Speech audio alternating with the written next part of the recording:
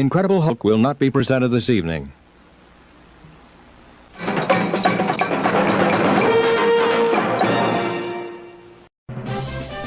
Word Balloon is brought to you by the League of Word Balloon Listeners.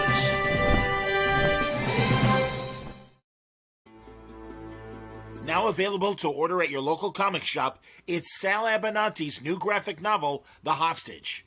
Hostage is set in the streets of Rio de Janeiro, based on the plight of the street children that live in the favelas.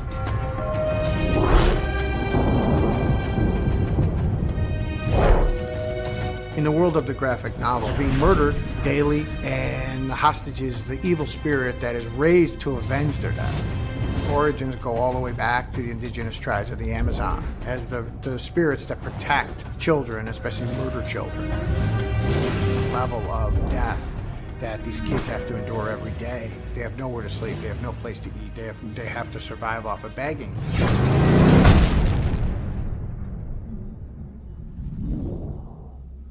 There were nobody in capes that were coming to save these kids.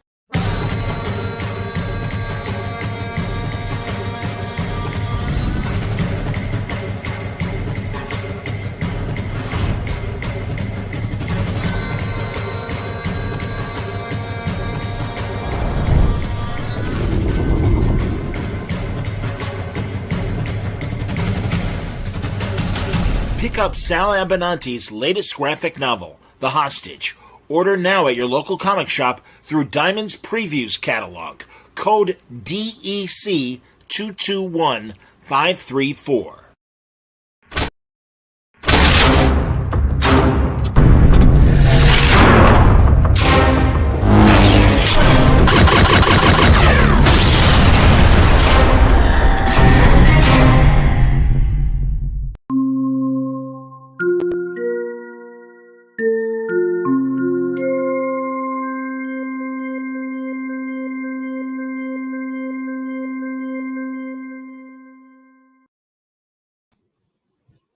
All right, everybody, it's time again for another Trek Watch, a very special one because I've got two of my favorite people on. John Suntress here, always happy to have a new conversation with my little sisters from Central Illinois, Julie and Shawna Benson, incredible screenwriters. You know their work from Woo Assassins, The 100, great comic books, Green Arrow, Birds of Prey, and currently among the season 1 writing staff of Star Trek Prodigy. And in fact, they did the most recent episode, yesterday's episode, Mind Walk. Mind Walk! Yay! Hi, John. Hey, yay! We made it. Hey, We all made right, it. out of the gate, because you guys even said you guys turned me around. I am a harsh critic. I'm a Trek snob. I admit it, and I am a harsh critic of a lot of the live action product, and even of Lower Decks. Prodigy, once the pilot, the first 2 episodes, and you understood what was going on, I am not kidding, ladies. I'm not being nice because you work on the show. It is the best Star Trek that is being made. Yay! It is. The only praise we look for is for John's okay. I had asked Julie and Shawna to come on months ago, and even though this was all through text, I envisioned, yeah, but you kind of hate Star Trek. Are you going to be cool? And it's like, no, I like your show. I swear to God, it's a really hats off to your showrunners. Give me their names. Forgive me.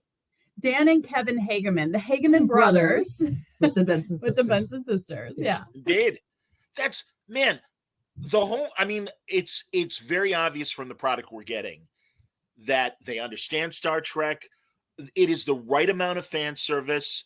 The new characters you introduce are interesting. And really, and I'm so glad because it is, I mean, there's nothing wrong with making a Y7 or younger animated show. yeah. But this is really an all ages show. And it is such a great Trek 101 primer. But I mean, you know, you ladies know I'm in my 50s and I love this show. It is so good. I mean, I wasn't born when any of the Star Treks aired. I'm only like in my 20s, but yeah, I totally get it. Yeah, no, thank you. Shawna has been a Trekkie her whole life. I followed in the footsteps because Shawna would record TNG episodes on VHS, put the tape in, record it, and then on the spine, write like the time codes and the titles of the episodes, and we'd have them all lined up. So like we were pretty hardcore into TNG, and our dad was a TOS watcher, so we'd watch the reruns with him. Oh yeah. And so that's always the gateway. That was sort of our gateway into it. And then getting the opportunity to work on an animated series, we actually told the Hagemans at first, like, we're scared to do it. We don't know if animation is different. Live action. Yeah. I mean, it might be a big learning curve for us. And they were like, you're fine. It's the same. We swear. And we're like, okay, great. We're just gonna write it the way we would write it. And and it turned out great. And so, we'll let you ask questions though, but we're just really proud of the show. The one thing I knew from the beginning was I was like, I expect that the Trek fans will be very skeptical of this being something. We were skeptical. We were like, what? We were skeptical going into the show. And so I was like, look, I know my attitude about this. So everybody's going to feel this way. So we were prepared for everyone to be like, this looks like a Star Wars. Kiddie Star Wars show. Yeah, and it doesn't look like it's going to be very Star Trek-y. And I was like, it's okay. We just got to wait. They're going to find out. It's going to be great. Really. And really the cast, the regulars are fun characters, and they've all grown on me. I do appreciate all that. And also, listen, before we get into spoilers for Mind Walk, I will talk in general about the show, and also your previous episode that you did, a part of the two-parters that was on that planet where everybody got their greatest desires and stuff.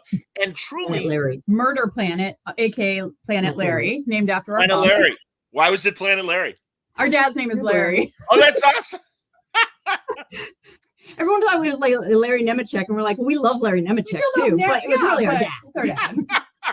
It's a funny name. My God, your dad must be over the moon of you guys working on Star Trek. He is now canon. He's, my dad is canon. I didn't think of that.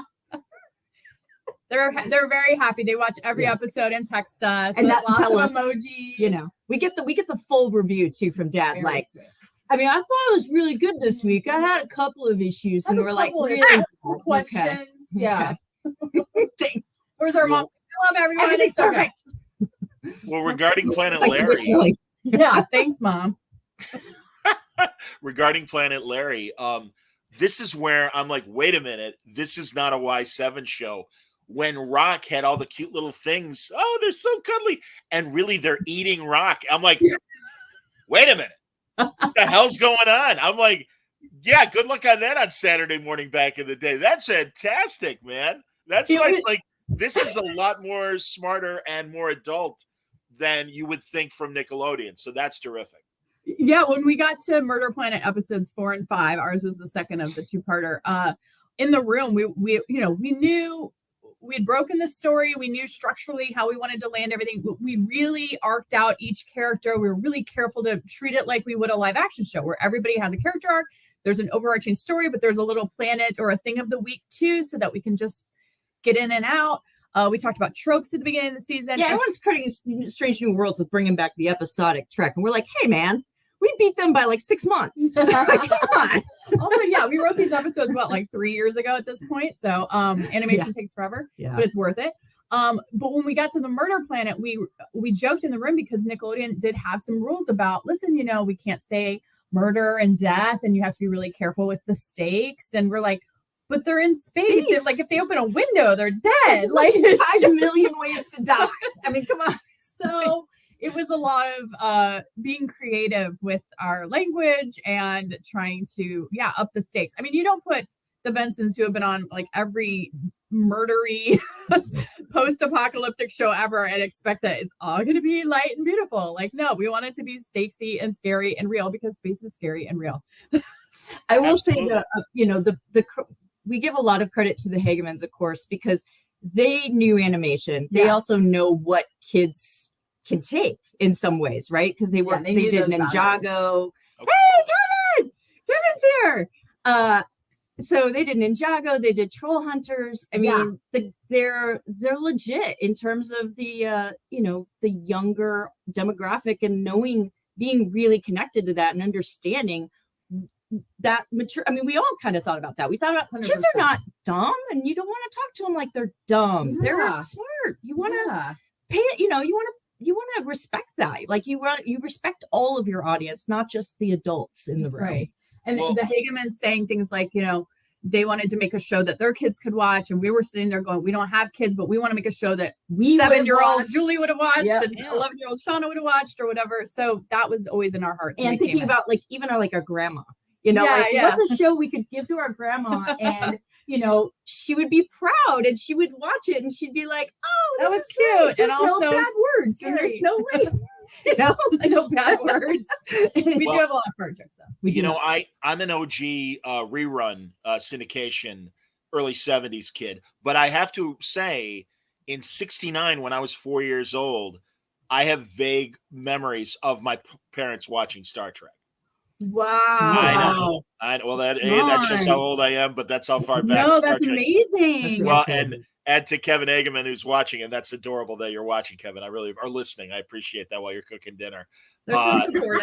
You guys get it. Your entire staff clearly gets it. You also wrote, or at least you were listed for the credits on the Preludes episode from a couple weeks ago too. Yes. Yeah, the whole room wrote that episode. That was a group write. The Hagemans really wanted everyone to kind of do a group one. We actually done it episode 9 as well. The first of the 2-part mid-season finale. Everyone wrote that episode. Okay. I forgot. Yeah.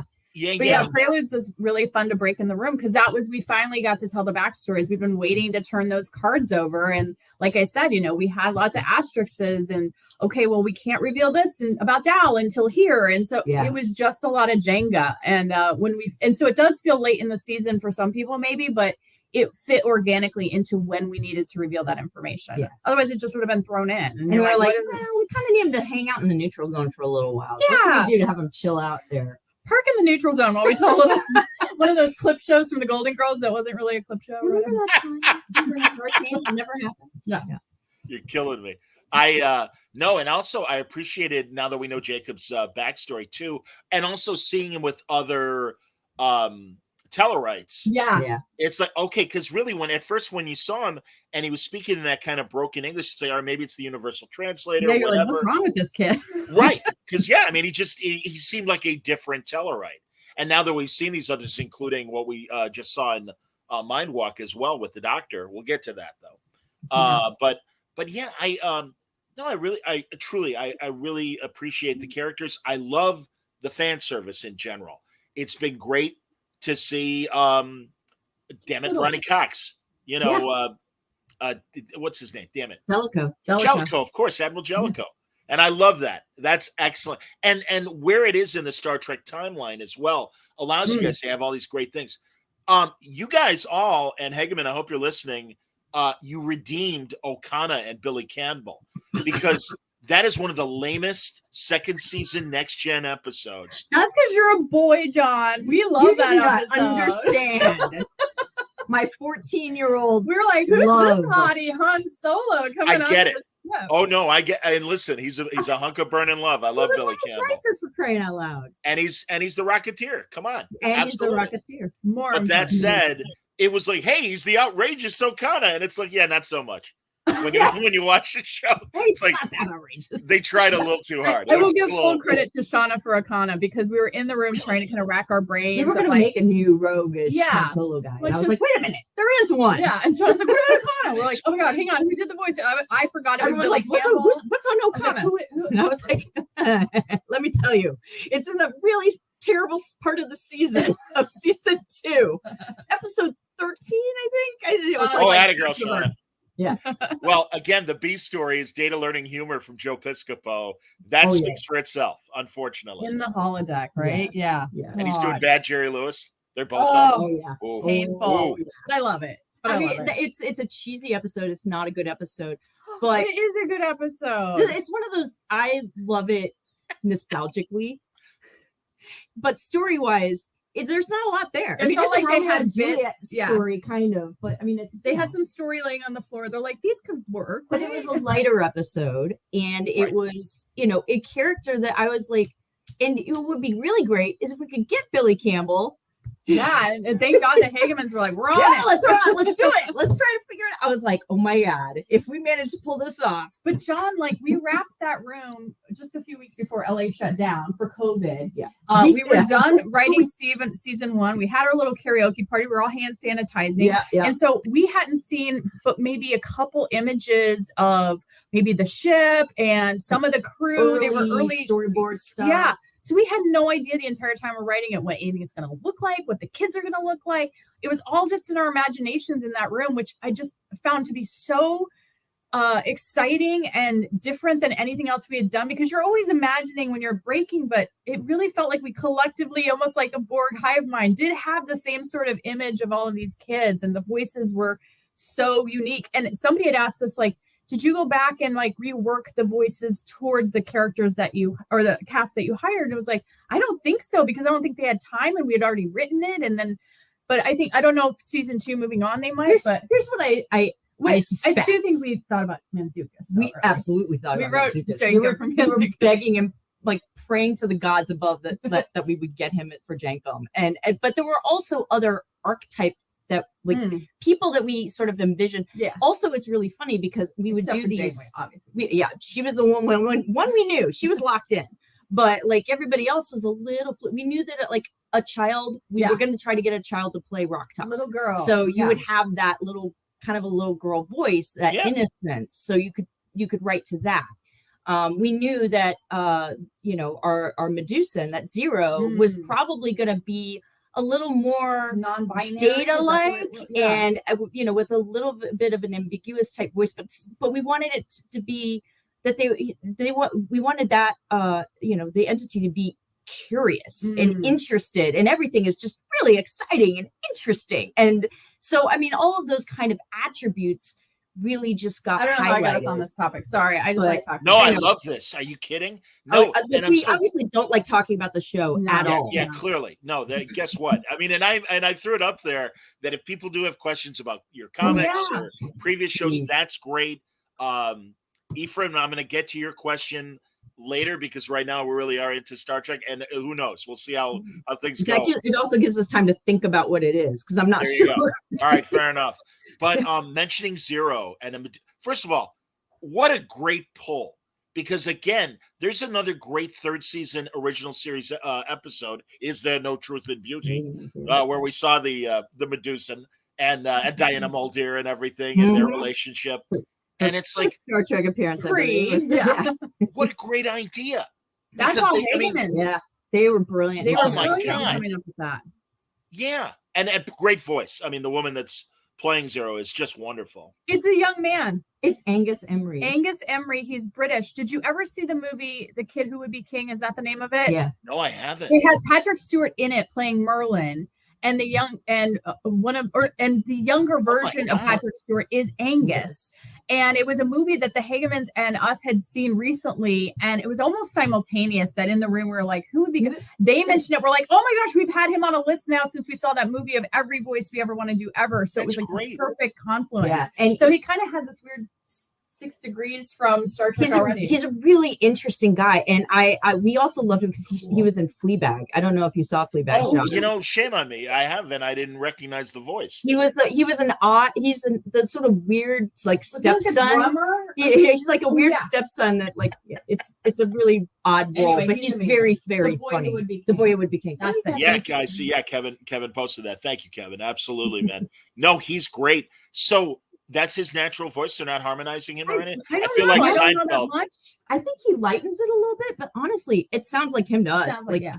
Because now I'm like that Seinfeld episode where the guy answers the phone and he's got a real high voice and they all think it's a woman and everything. So my apologies to Angus. Yeah, he's pulling it off. That means that he's doing the job well. It sounds alien. Yeah, it sounds alien. That's great. Yeah. So, and that's funny. Langley says, and I agree with him, that's why animation is so great. They can portray aliens that are so expensive to do in live action. Absolutely. Yeah. No, it is terrific. And I love Zero's backstory and Preludes as well. And thinking of the Medusans being out there, not in a box and just kind of being these free energy beings and stuff. Yeah. Pretty cool. Very, living their very cool. lives, and then he gets kidnapped. It's really sad. I was sort of excited about that episode, but I was also like, this is gonna be a sad one because they're all getting kidnapped and taken to slave trade. Like, how do we make that fun? I liked Rock's. I'm sorry. Yeah. Say it again, Sean. I apologize. I said that the show's really light-hearted, except for the parts where it's super dark, like slave labor and child slave labor. Yeah, and poor Gwen and her her father. I know. Yeah. I know. Yeah. Raised to be a linguist, essentially. Yeah. Translator for all the kids. What's the father's? He's like not the elevator. What the hell is it? He's the diviner. Diviner. Excuse me. He's the elevator. The elevator. There's probably an elevator in there, I'm sure. Yeah, You know, the diviner. He was one of the 100 that went through the wormhole early. the eradicator. We're gonna come up with a bunch of them. Yeah. No, I know. Sorry, exactly. But I mean, I've got the crew down and everything. I loved Rock's prelude too. Very Peter Parker, in the ring and everything. That's immediately where my brain went. It was Spider-Man and everything. Of course. So, very of course. funny. No, she's so cute in that. And it's funny because everyone points out, like, Rox really had a tough go of it in her life. I'm like, yeah. This poor baby. And she still has this positive, like, Energy. just innocent And curiosity. demeanor. Yeah. But, I keep saying, I don't think people know the depth of how much smarter she is than it's sort of leading on to. She was alone for a long time, you guys. It wasn't all. It was like 5 minutes. It was too long. Don't worry. It was too long. Are you guys finding? I mean, again, you guys pack so much story in 22 minutes or whatever it ends up being. Do you find it hard to get everything in those 22 minutes? Are you overwriting, or are you, again, was it easy from the start? Tell me. We definitely took the lead of, the Hagemans and a couple other writers in the room, Chad and Aaron. They had worked on Troll Hunters as well. We're also co-producers. Yeah. They gave us the sort of, it'll come in fast. It'll come in. There's a timing to it. So, the page count and that sort of stuff, we paid attention to them. But story wise, we broke it like I said, we broke it the same way we would with like the different acts and the cold opens and all of those things. So as long as we were hitting the journey, choice, consequence for everybody in every episode and the episode itself, we weren't particularly worried. And then they would have a good idea. If we put it on the board and pitched it, they would say, okay, this is going to be too much, or it's not going to be enough. So maybe come up with something else. But yeah, we just sort of took their lead early. I mean, they really knew how to write this. And originally, this was going to be a Nickelodeon show. Right. It was going to air on Nickelodeon. And then wild. the Viacom-CBS merger happened. While we were in the While room. we were writing the show. And then it became a question of, well, is this going to be commercial or not? And it's written as commercials because we thought it was going to be airing. That's right. Yeah, you got breaks? Sure. That's why we have the act break. So, and it was honestly, it was a good call because I do think that it helps keep the feel of a Star Trek episode to some degree, even though you're not seeing the commercials for the most part, unless you're not paying for the premium Paramount Plus, then you might be, I don't know. But I think it actually was a good choice because otherwise it would just kind of feel like almost too fast. Like it's a short break, obviously. It's a real brief break, but it's there. Yeah. So, and I didn't realize that. I assumed that it is also airing on Nickelodeon right now. Maybe not. It is second window on Nickelodeon. They aren't airing simultaneously. I don't remember what the delay is, but it's several months after it's aired on Paramount Plus that it goes onto Nickelodeon. They've definitely aired, I think, the first 10 on Nickelodeon at this point. I don't know about this second half. And I know too, typically for cable and even over the air animation, they might repeat those 10 a couple times before they get to the new stuff. Oh yeah, okay. Maybe, yeah. Over and over again. All right, now we've spent 24 minutes talking about the show in general. We're about to go into spoiler territory. So, and this is just a long warning. If you haven't watched Mind Walk right away, you might want to hit pause now. Come back to it after you watch the episode. We'll see you in 22 minutes or whatever it is. However long it takes, whether it's days or weeks. Come back. We'll be here, and you can pick up where we left off. But here on, I'll even for the video purposes. Here's the Mind Walk bumper once again with their names. Yay! But here we go. We're going to talk Mind Walk now. Okay, here we go. Excellent episode. My God, furthering the story in such a great way. and even the conceit of the episode. I grabbed some screen caps here, but having Dal and Janeway swap bodies, and classic Star Trek trope. Let's go back to, of course, Turnabout Intruder. Janice Lester and Kirk and everything. It's probably the most pure body swap. There are a lot of possessions, a lot of temporary borrowing. Like there's some yes. Right. Star Trek 3, you get Spock, kind of in McCoy's head. Absolutely. And some stuff like that. So, No, you're right. Yeah, absolutely. But again, you did something new with it, and hats off to both actors really killing it as each other. And just those marvelous moments of, like Dal slipping in the chair as Janeway. That's so great. good. So good. And initially, I saw your guys tease on Twitter when Janeway's being, like when they're telling Janeway and Dal's body what she's going to have to do to touch Dal and everything, and have to go outside of the ship. And I'm like, for a minute, I'm like, did they put Mulgrew's voice under Dal's voice to kind of? He really nailed her nuances in her voice. I mean, I had goosebumps. I was like, I couldn't believe how close they were in the intonations and the delivery, and just all of it was so great. We did ask the Hagemans at the Emmys. I do this every time I say the Emmys. The Sunday, we weren't there for the records because it was COVID and we were all stuck at home, and so we didn't get to go see the records. So we asked, did they record each other so that they could hear how they would produce the line? And the answer was yes, of course. So Kate did all the lines. He would listen to it. Vice versa. So I think that also helped them, because I think they had to be nervous, right? Like, you've heard all these episodes, that character inside and out, but now you have to do it. I would lose my mind. I would be so intimidated. So kudos to them. Yeah. Brilliant performances. Absolutely. And just also, again, with the animation, great physical stuff. It was Dal so not much being sillier than we thought. We were Dal so can't walk happy. like Janeway, or Dal is Janeway, pew pew pew. Yeah, I mean, all that shit was great. Oh, it's so much fun. We were so happy because in the room, we all broke it as a silly. It's going to be a body swap. I can't wait to see how this turns out. And you just don't know. Like, you leave the room, you're like, okay, bye. We'll see it in 2 years. And then we watched it and we were like, oh my God, this is funnier than we even imagined. So we're so grateful. I mean, the director, Sunshine, obviously a lot of that is credit to him, because Nami's music. The score. Unbelievable. All the Voyager that she threaded through there. Yeah, there's a lot. And it just all helped, it just make it that much better. Yeah. I mean, than even what we had sort of imagined. And so it was so great. So great. God, yeah, this is like the television version of you guys writing a comic script and then getting the artist's art back and being like, oh my God, what they did with it. 100%. That's how we felt. Exactly. We're like, we'll see what it turns out. We'll see what they do. I think our comic book writing really helped us write animation as well, because we could pull from that imagination. Because when we first started writing comics, I think we told you, like, DC was like, you can go bigger. We were like, oh yeah, we don't actually have to produce this. You're right. Got it. Helicopter crash, this, that. And then of course we talked to our artists, like, what do you hate to draw? So we don't do that. But for this, we kind of had the same imagination that we brought into the room. And we just assumed, like, well, we'll write the biggest thing we can think of, because the Hagemans were always like, yeah, let's do it.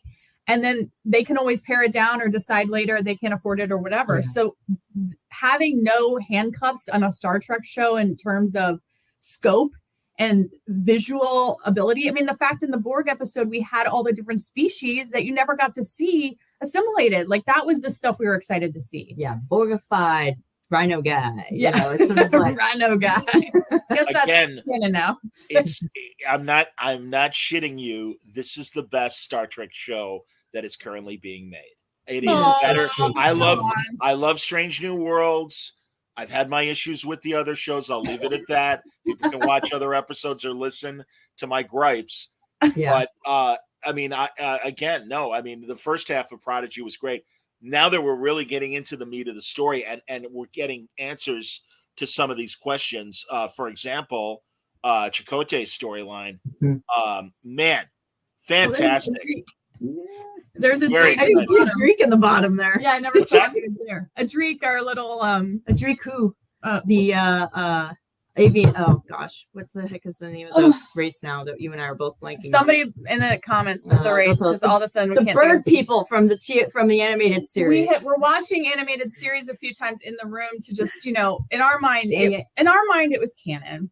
I'm sorry if anyone doesn't want to make the animated series canon, that's on them. But in our mind, it's canon. I know Gene didn't, but that's on him. That's on him. Isn't that weird? Episodes. It's weird. Gene wrote episodes. Come on. DC Fontana. I mean, come on.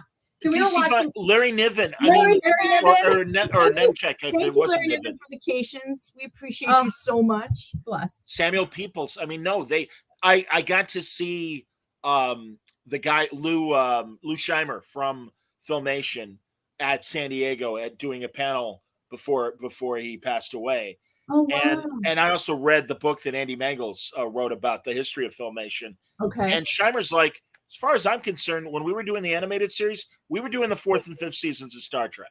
Yeah. And it's like, you're goddamn right you were. And as a kid, they got the best writers. I mean, yeah, listen. It's unbelievable. Yeah, I mean, they had their budget cuts with limited animation and all that. You guys have to have seen those great, the guy who took the Filmation style and did the Voyager 2 minutes and the Next Gen 2 minutes. I don't think I have. Oh my God. Man, I'll send you guys links. Okay. Yeah.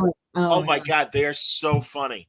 And I love that style. That's our childhood, right? Filmation. Everything was Filmation. So that's the only way I saw animation for the longest time in my head. Wayne is right. The Aurelians are the Thank you. Yes, thank you. Thank you, Wayne. Thank you. Rain Trivia question that I'm like. No, hey, Shawna, I was thrilled. We did like that trivia night, and I'm just like, all right, until someone stops, name as many alien races on Star Trek, and you're like, here we go. Kept going. Yeah. Kept going. I actually, what was really great was I think when we did that, was that when we were on the show? Yeah. Because we had done like a list on the board when we were trying to figure out the DNA combinations for Dal. Yeah. And that was why I knew like 90% of different species because we had just thought of them in the room. By the way, another great wrinkle to Dal, and I didn't even put it together a couple weeks ago when they got into Dal's multiple DNA and everything, and it's like, oh yeah, Dal's an augment. Holy shit! And by the way, again, I that is something that is cool. And here's my one little editorial comment about Strange New Worlds, because obviously they've teased going into the second season they're going to address the augment issue, and that's fine. I really like the fact that in TNG era and forward, and obviously with Prodigy, it's like, no, the Federation is against augments. And here's a reasonable reason why. I have seen people, I've seen one of my favorite Trek commenters is Jesse Gender, a very interesting trans person. And their attitude was, well, that's kind of, racist. And that it was their perception of that. And it's like, you got to understand where this came from. And that's a valid perception. But I hope equal weight will be given to the original idea of Khan and the augments of this World War II eugenics attitude of, hey, we just experienced this 20 years ago with the Nazis. We don't want this. We don't want this. And both sides are valid. And if they have that kind of debate in Pike, I'll be fine. And I don't want to pre-assume that they won't. Yeah, I don't know. That is my fear. And I'm glad that in Prodigy, at least, it's like, no, the Federation still has an issue with augments. Yeah, I think, one of the things that we talked about was, I mean, be careful because a lot comes out in the finale about it. But I will say, like, just talking about what is the Federation, because obviously a lot of what we had to do was teach an audience about Star Trek.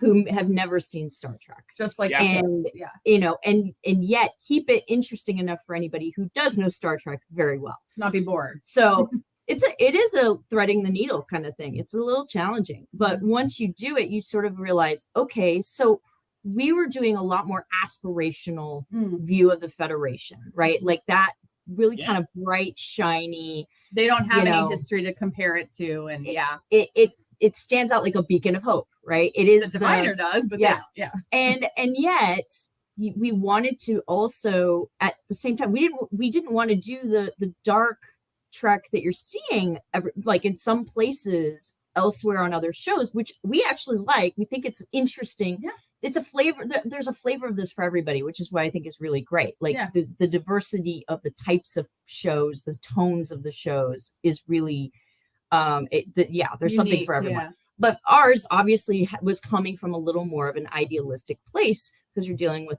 kids. Yeah. At the same time, we also know the Federation isn't perfect, and that they have made different, they've evolved over time as kind of our society has evolved. Of course. And so the conversation around augments, yes, the mention of Soong, the mention of, that sort of background, it was Soong's proteges who were responsible for Tao. Whether they were augments or not is a question mark, but they were people who obviously appreciated what Soong was doing, and Eric Soong in this case, and continued on the work. I think it's important, though, I think, in terms of doing the kind of societal allegory that you do, to talk about discrimination and prejudice. And the augment was a way to say, hey, even this perfect society still has a little bit of work to do in this area. And it's because they have their own trauma from the past. And it informs a lot of what the Federation is. Now, that debate, I think, is still to be had, and I am interested to see how it kind of pans out. But at least for us, I was looking at like the Bashir example. When you discover in DS9 that Bashir is an augment, this character. He's a good person. He's not gonna, he's not gonna just con out at some point. And that's the situation with Dal to some degree too, where Dal now. He's not like a sleeper cell agent, probably. I mean, to the best of our ability, I don't think we wrote him that way. So I think the audience will really empathize with that, and be like, oh, man. At this point, you're hopefully going, okay, well, that cocky little man, now I'm really sad for him. And now I kind of really want this to work out for him. He's worked so hard toward it. And the last bit I'll say about it, because it's the thing I think is really important, is that Brett Gray has done an incredible job with Dal as a character. Unbelievable. Because the thing that we knew was that people would not like Dao when they first met him. He's a jerk. He's kind of cocky. Yeah. But we also knew what the emotions were underneath that, that there's a lot of defense mechanism happening. A lot of trauma. There's a lot of, masking of who he, what his feelings are deep down and stuff like that. And you got to break through all of that to get to who he really is. And it's a long process. It's a tricky arc. That was a big arc. And so when we saw the original comments about Dal is just, he's awful. We hate it. Well, he's the worst. And we're like, yeah, kind of. That's the point. You want kids to also be able to see, sometimes you got to deal with some difficult people, but ultimately there's an opportunity that you can find common ground and things. And that was the other thing we got to do in episode 5 in Terra Firma, was start that conversation for him and Gwen in finding some commonality and starting to sort of pull the door open slightly on who he was underneath that exterior. You're right. And it was that wish fulfillment of finding his parents that you did start to sympathize with Dal. And I get it. No, absolutely. And I are there, and I don't want you guys to spoil, certainly with a couple episodes left to go and also second season. And maybe this is more of a Hageman question, but is there more complex character arcs for the others that we haven't seen yet? Yes. Okay. Yeah, exactly. That's more than enough. That's fine. I think things that have been slightly hinted at or will be very hinted at coming very soon and will launch some interesting story going into season 2. Okay. All right. Yeah. By the way, I also love Janeway's crew, and I love the Andorian first officer. I love the Tellarite doctor. What's that? Antennas. Yeah, exactly. Hey, antennas. Take the bridge.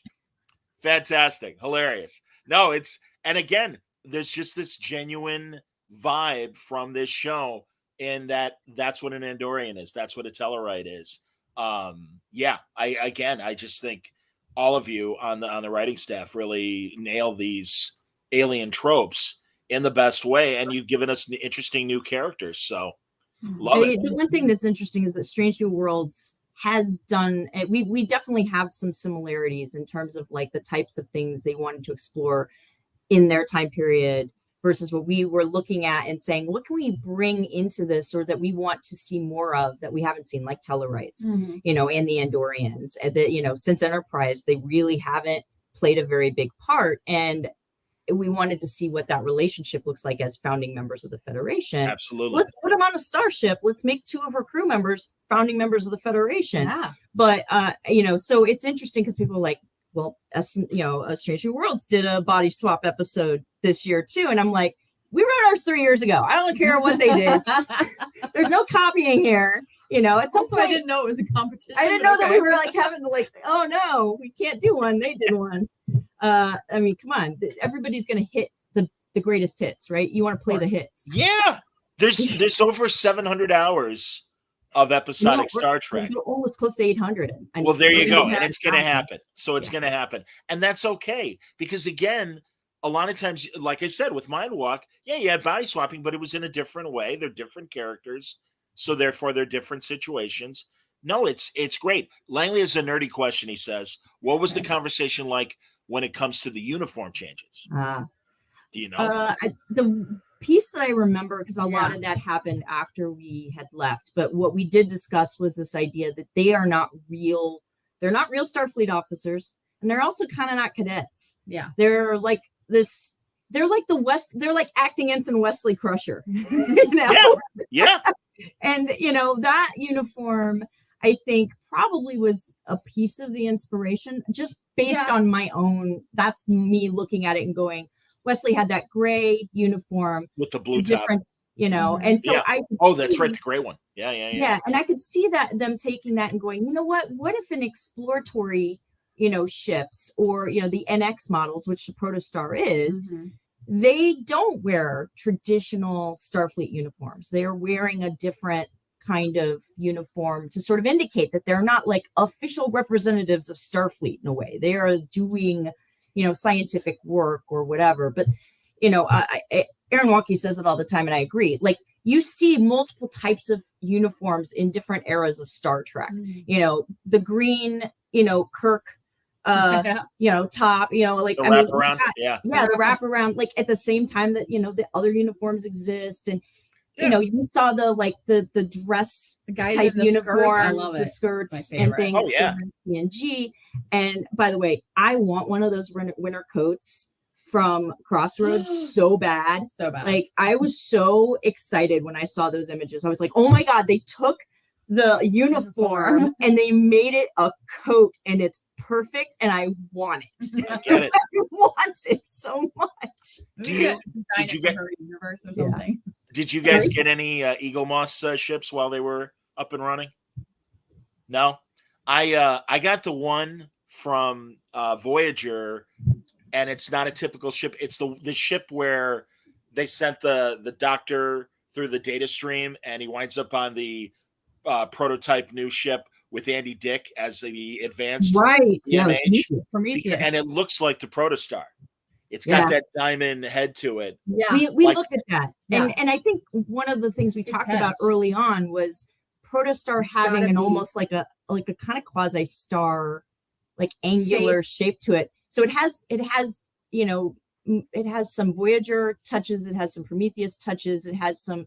But it's the size of almost like a Nova class or smaller, it's bigger than a Defiant. Angular, right? It's going so fast. It can't just be a ball. It's like an arrow. Be an arrow. Yeah, like an arrowhead. Absolutely. Well, I love it. It doesn't have to be because space is nowhere. But, it's great. Idea. And psychologically. Whatever, nerd. Psychologically, yes. That aerodynamic kind of structure. It's not the land on planets and stuff, Shawna. I mean, come on, there's no air in space, Julie. You're not going to get any wind shear. I'm reading the comments. I see them all now. Yeah. Oh yeah, no. That's totally fine, man. And we'll get to some of them in a second. But Chris was sweet and said he loves Prodigy. I love everything the two of you have done. They should they should be putting you guys in charge of the big shows like Picard and Discovery. And I can say that about not only you guys and the Hegmans, but Mike McMahon as well. The animated shows are eating the live action shows lunch every week.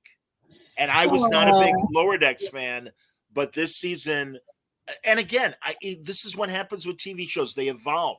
They figure out what works and what doesn't. Get the rhythm. Yep. I get it. I so get it. Although, again, luckily we do get occasional shows like Prodigy that hit the ground running. And I'm sure there have been tweaks along this first season and will be in the second season.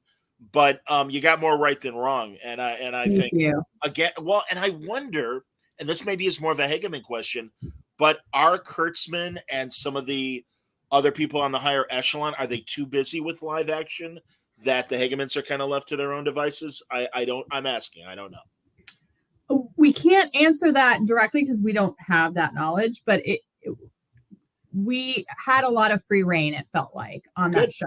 Good. For sure. And it really helped that, like, the Nickelodeon execs, once they saw what we were doing, they kind of went, okay. They were like, okay, this is cool. You know, I mean, it was an interesting process. I also think that one of the things that allowed us to really nail it is the amount of time it takes to make the show, right? Because there you go. Yeah, they trust us. That's it. Oh yeah, Kevin, I'm so glad you're saying this, and it's great to hear it from you. And I'm glad you're still watching, and it's great to hear it. Kevin is saying for the audio audience, they trust us. Kurtzman has been an amazing supporter. That is Kevin. Wonderful to hear.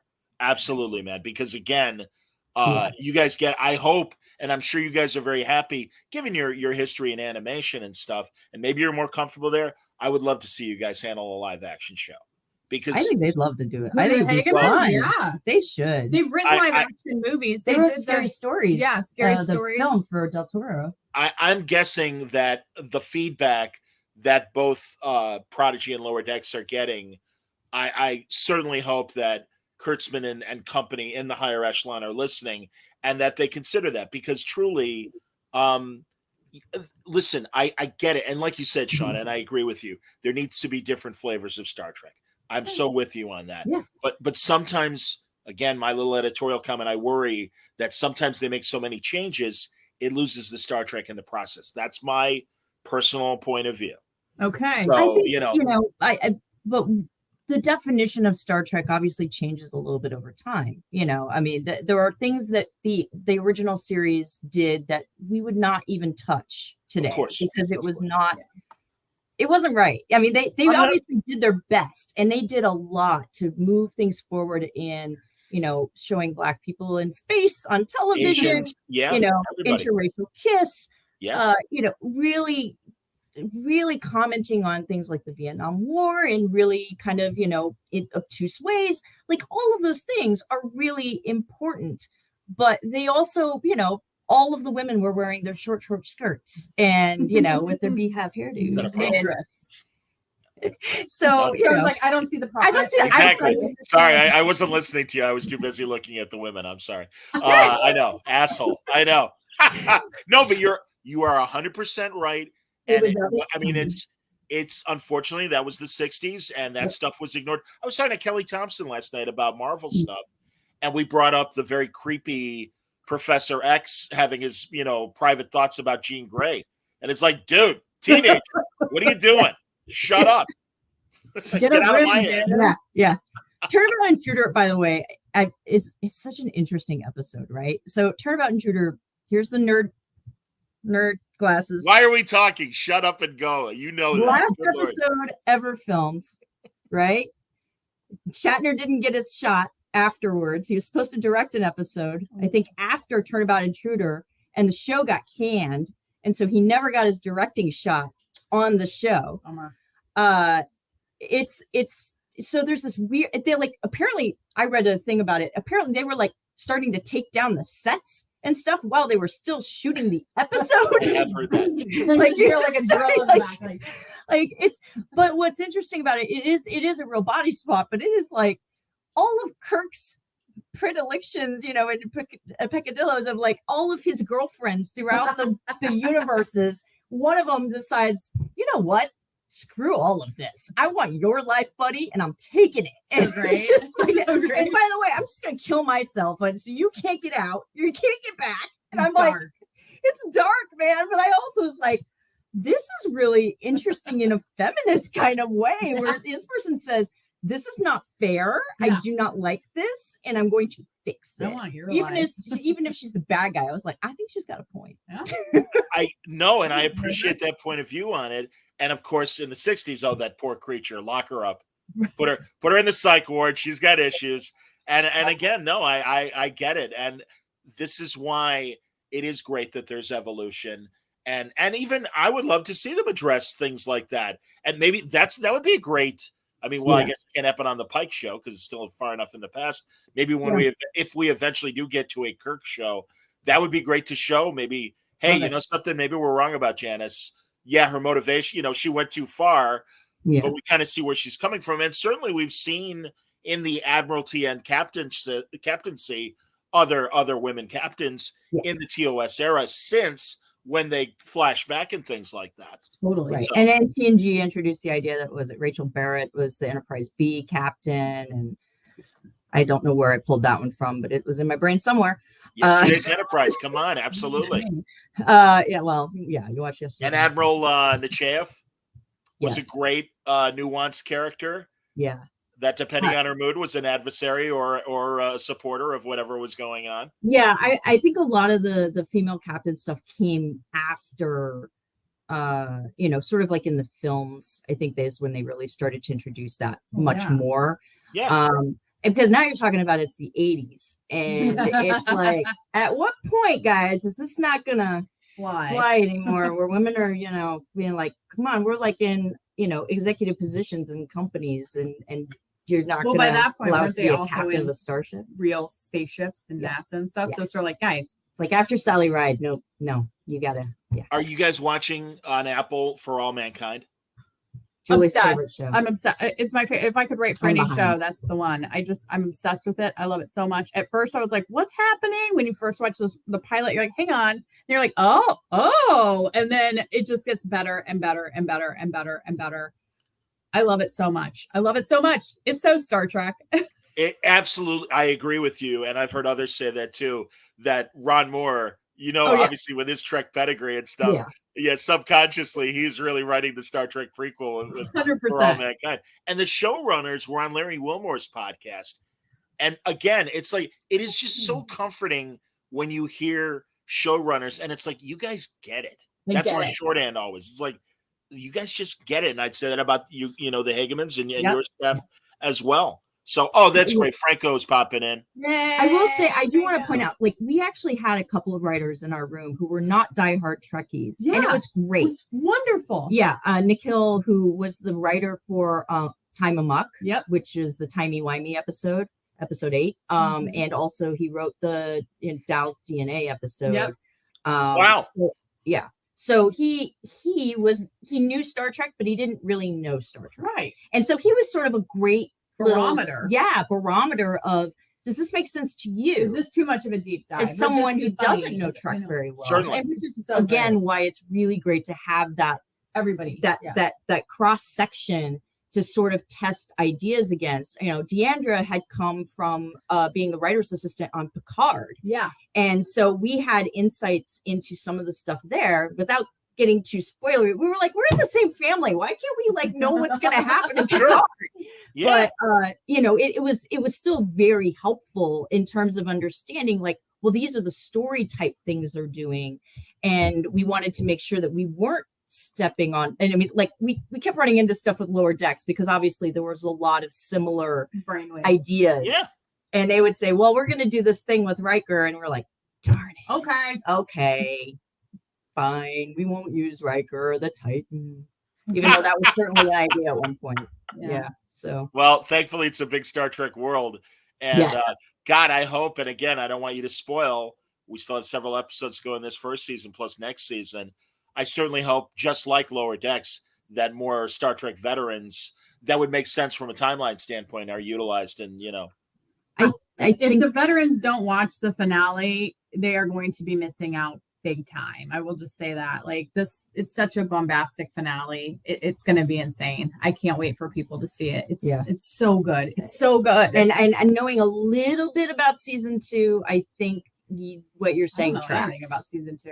I think what you're saying tracks in terms of there being some additional people moving come forward. into the Good. I Good. hope so. It's the right balance of fan service. It really is. Yeah. I hope so. It's a nice accent. And God, again, the 2 Okana episodes that we saw, Mhm. there might be more. Who knows? I mean, he ran off, He but can always come back. Yeah. you know, I mean, they've been great, and like I said, you totally redeemed the character. I wanted to go back because some people had comments about the diviner, and Yeah, Wayne said, perfect. Yeah.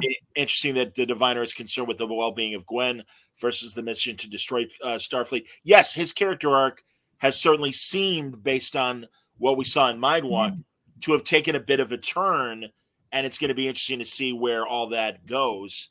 And also, Chris says you've managed to write. He says probably the best Trek villain with the diviner. Yeah, I he's agree. I great to love the watch. Diviner. First of all, I love John Noble. He can do no wrong. John Noble. And I mean, it was so great that they got him to do the voice for the diviner, because it's honestly exactly perfect. right. And I mean, definitely, I think about Fringe and his portrayal of Walter on Fringe a lot. And there were those moments, like especially the alt-U Walter, that was very dark. And then the very light, kind of silly version of Walter that was in our universe, and him being able to sort of balance that. And that's the show. The show tries to balance the fun and the silly, because it's still a kid's show. And you have to always, that's always in the back of my mind. Like, a lot of the reason people are always like, well, why don't they put a message in a bottle and send it out? I'm like, well, okay, if it doesn't get shot. But also, we're writing a show for kids that can't write. And a lot of our characters don't know standard. They don't even talk the same languages. They rely on a universal translator to communicate with each other, established in the pilot. So it is, entirely, rational that there's not a lot of written communication happening with those kids. I mean, we got Morse code in there because we were like, look, that is like a huge basis of stuff. It's a thing Hollow Janeway would tell them, to try out or whatever. But back to the diviner, the thing about the diviner that we talked about a lot was, he's pretty hardcore, and he's ruthless, and he seems like a real son of a bitch when you first meet him, because he's running a child slave camp, digging means to an end.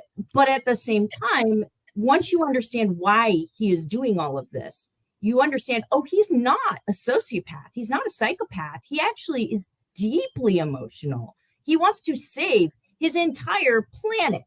He wants to save his people from self-destruction, the means of which is a little twisted. Not so great. Not great.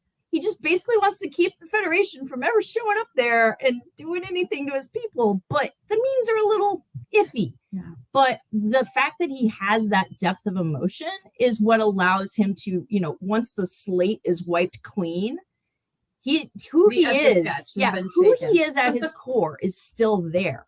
So now he can do things like see the fact that he has a daughter rather than a progeny. Yeah, we specifically use that word in this episode. I think Essentia still calls her a progeny, but he starts to call her daughter. When he first remembers her, he calls her, I have a daughter. That's right. And that's, so, I mean, you get to that where he's starting to make emotional connections where she was a means to an end. She was a safety, a backup plan. And now she's his daughter. So there's emotion there. And so, of course, the conflict for him now is, okay, I remember what I'm here to do. It's super important.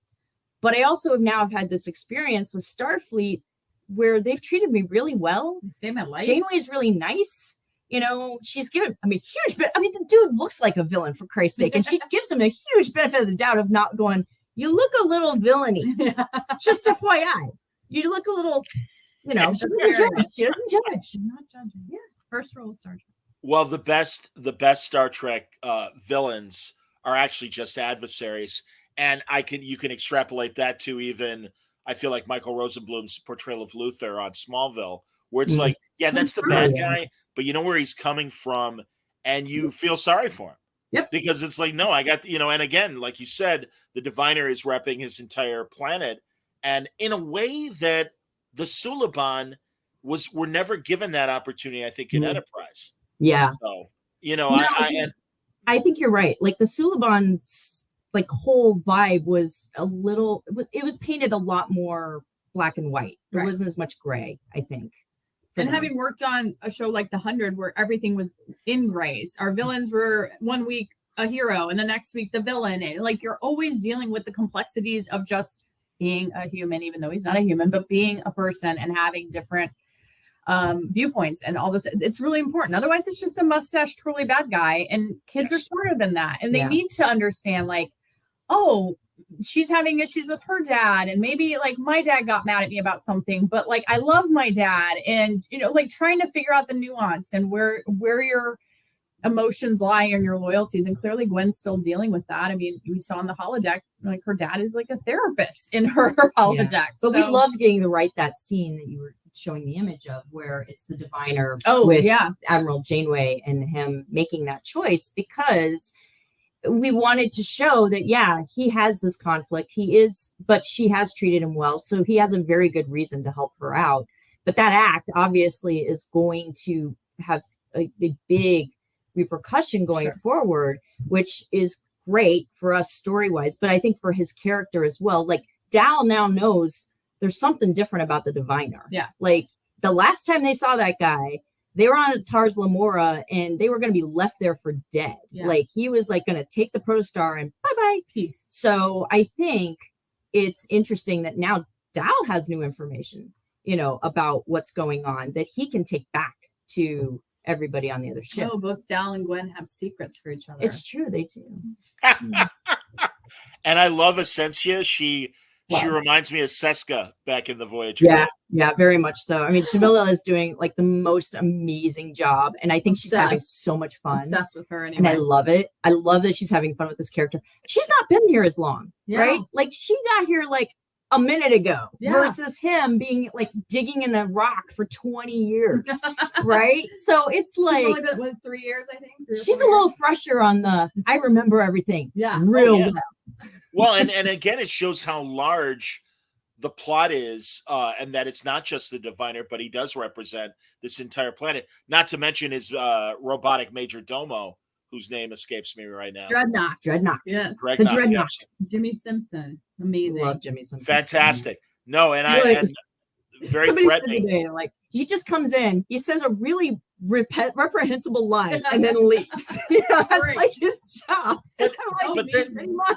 But that's the thing. It's the subtlety of the villainy and the shades of gray. Life is shades of gray, and kids need to learn that very early. Despite what the culture wars might want to tell you, it is more life is more complex, and people are more complex. And I think that's great that you guys are teaching that lesson. I think along with the Trek 101 stuff. So. Yeah, I credit the Hagemans. I credit everybody, honestly. Nickelodeon, Kurtzman, everyone at Secret Hideout, like really trusting us to do this very complex hat trick plot that obviously is going to continue a little bit because there's a lot going on in the next couple of episodes and beyond that, we definitely had a lot of diagrams and timelines and things on the board, just trying to track where things were, where our kids were versus where things happen. I mean, there's this event that you just can't unwind, which is the supernova, the Romulan supernova event.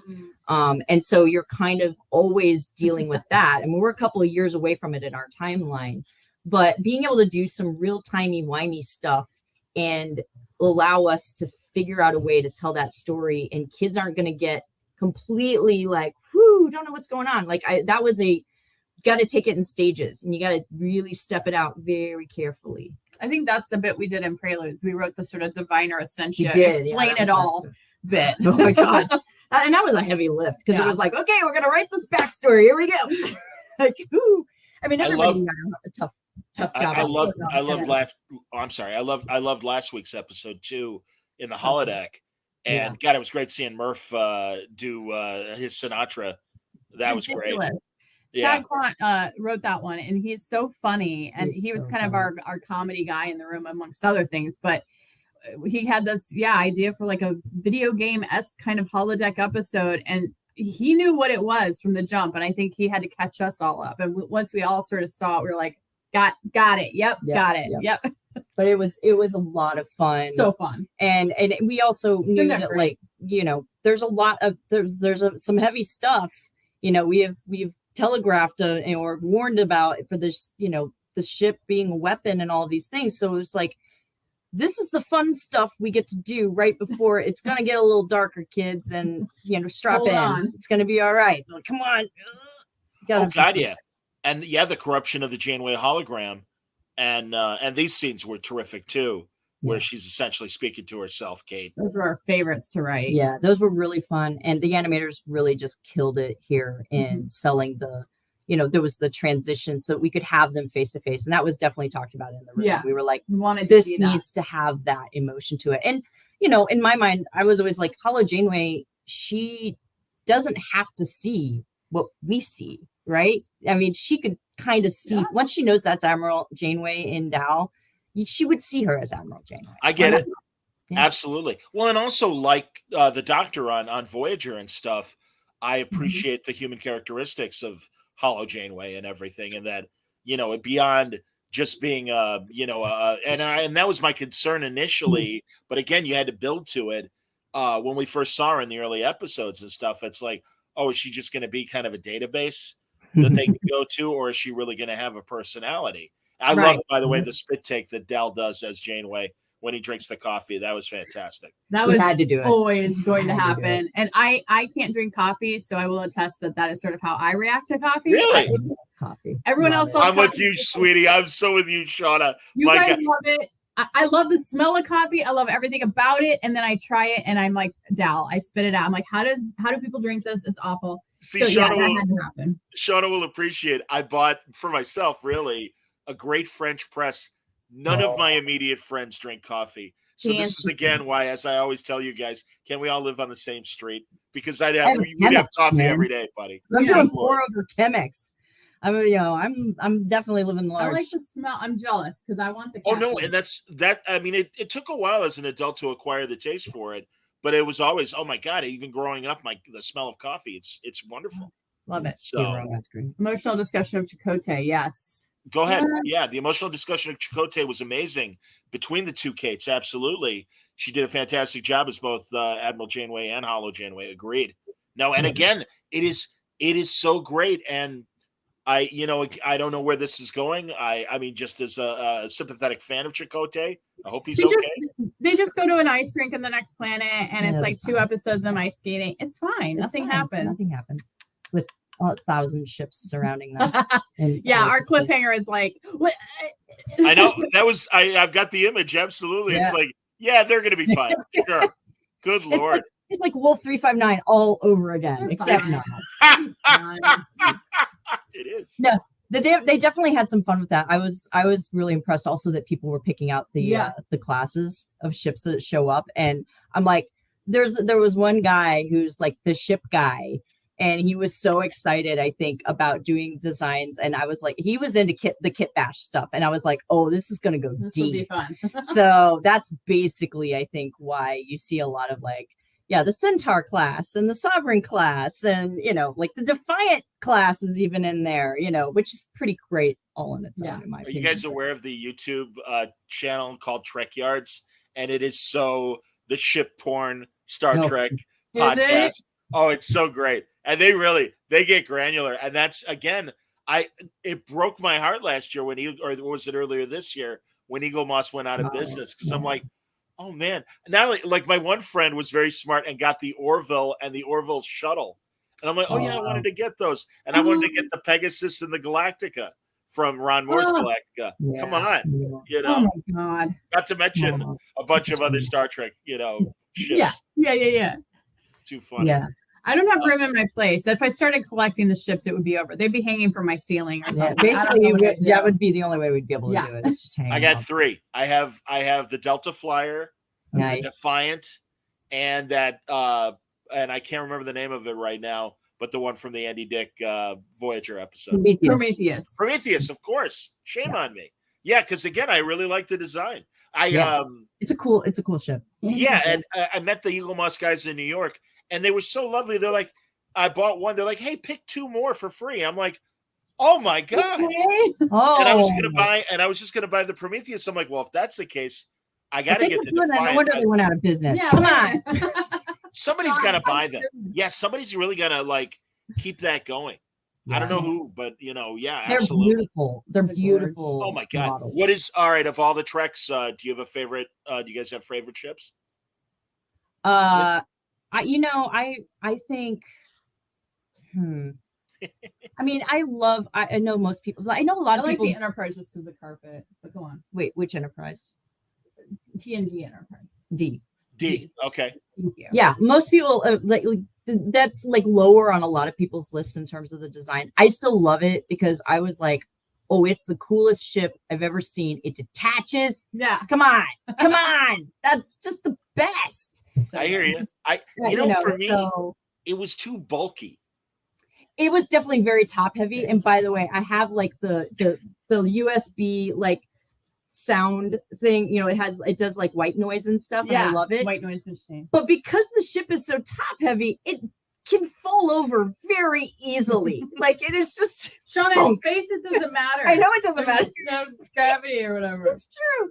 But for my gravity filled office on my desk, it doesn't always want to stay upright. I have very few Christmas accoutrements in my house, but one thing I bought years ago, I don't think I ever told you guys, was the Hallmark ornament of Star Trek II, The Death of Spock, when Kirk and Spock are kneeling. I know that ornament. I want that. Does it make noise or do anything? It's the whole dialogue of ship out of danger. Yes. It is without the music, but it is just their voices. And it's like, of course, Spock died for our sins, as we know. Yes, he did. And arose on the third day. I still cry in that scene. I can't handle it. It's like when E.T. is on the beach. It's the same thing for me. I love, 5 has risen in my estimation as far as movies go. It's an imperfect movie, but there's so many great moments. I love the campfire stuff.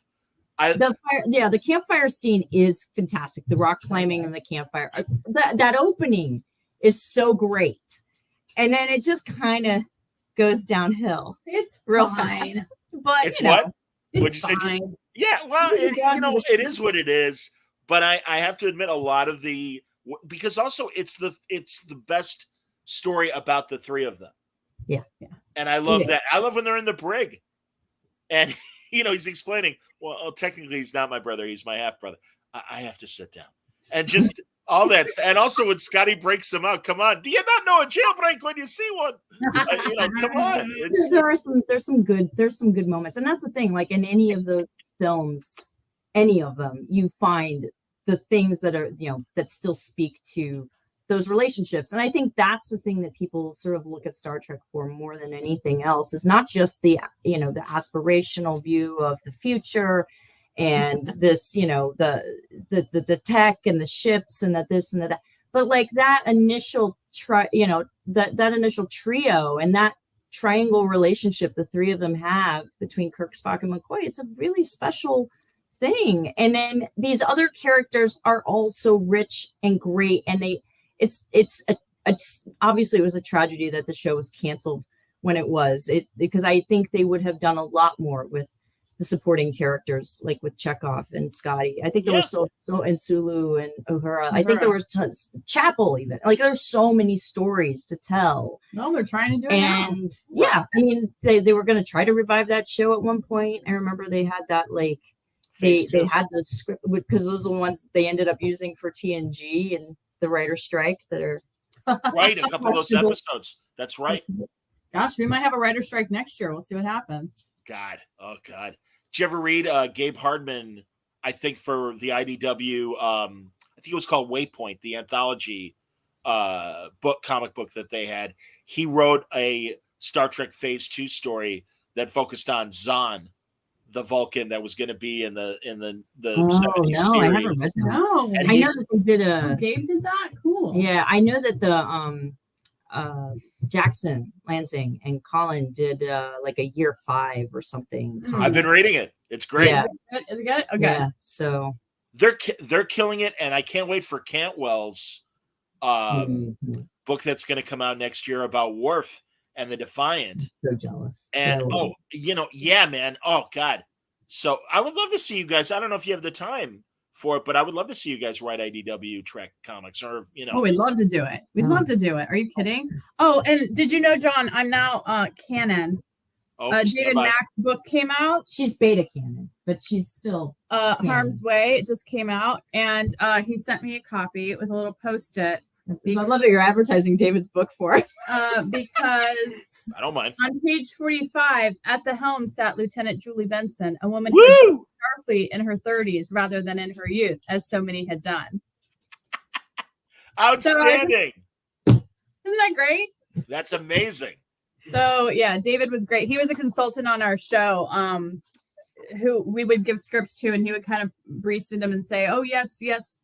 Oh, what about this?" Or "I'm not sure about that." Yeah. But mostly, all he had was high praise, which was so great because he was sort of like you, John, where he was like, "All right, let's see what these kids got," and then he has had nothing but high praise indeed. So, but that means a lot to us. I think we did him a solid. A couple of things made it into canon that he created, like Chimerium, for the which powers the cloaking devices, and that was a thing he had written into one of the books. That's great. The brick car, though, right? That was Peter David. Peter.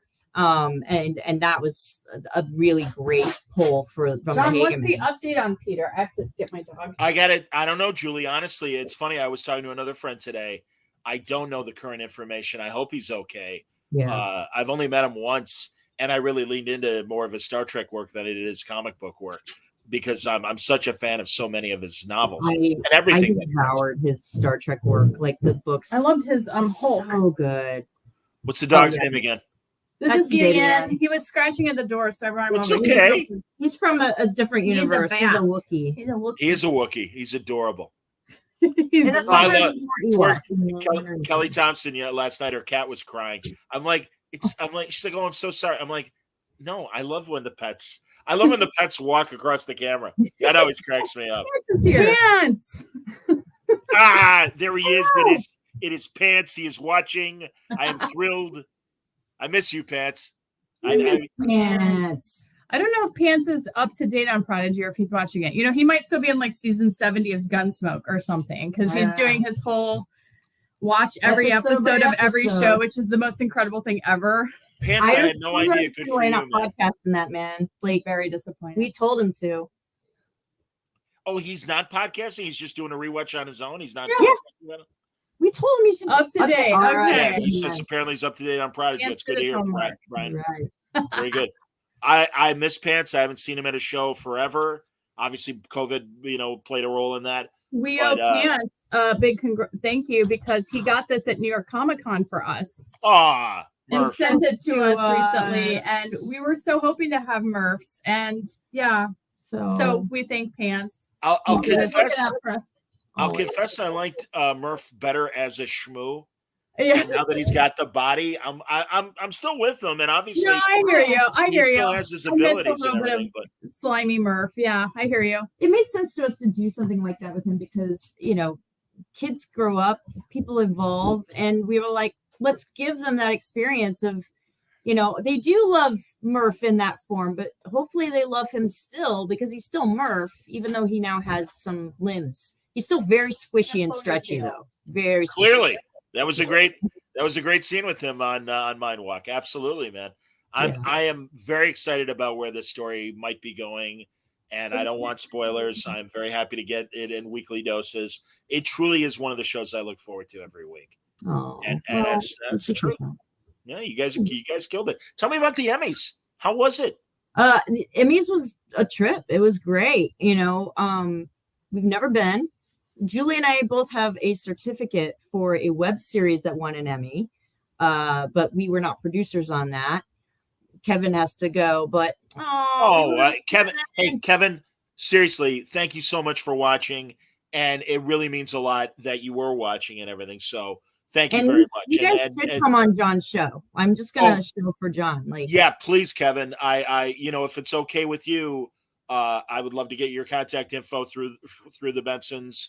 Or if you want to email me, it's ShawnaWorkballoon.com. But I'll, at the very least, I'll find you on Twitter and message you.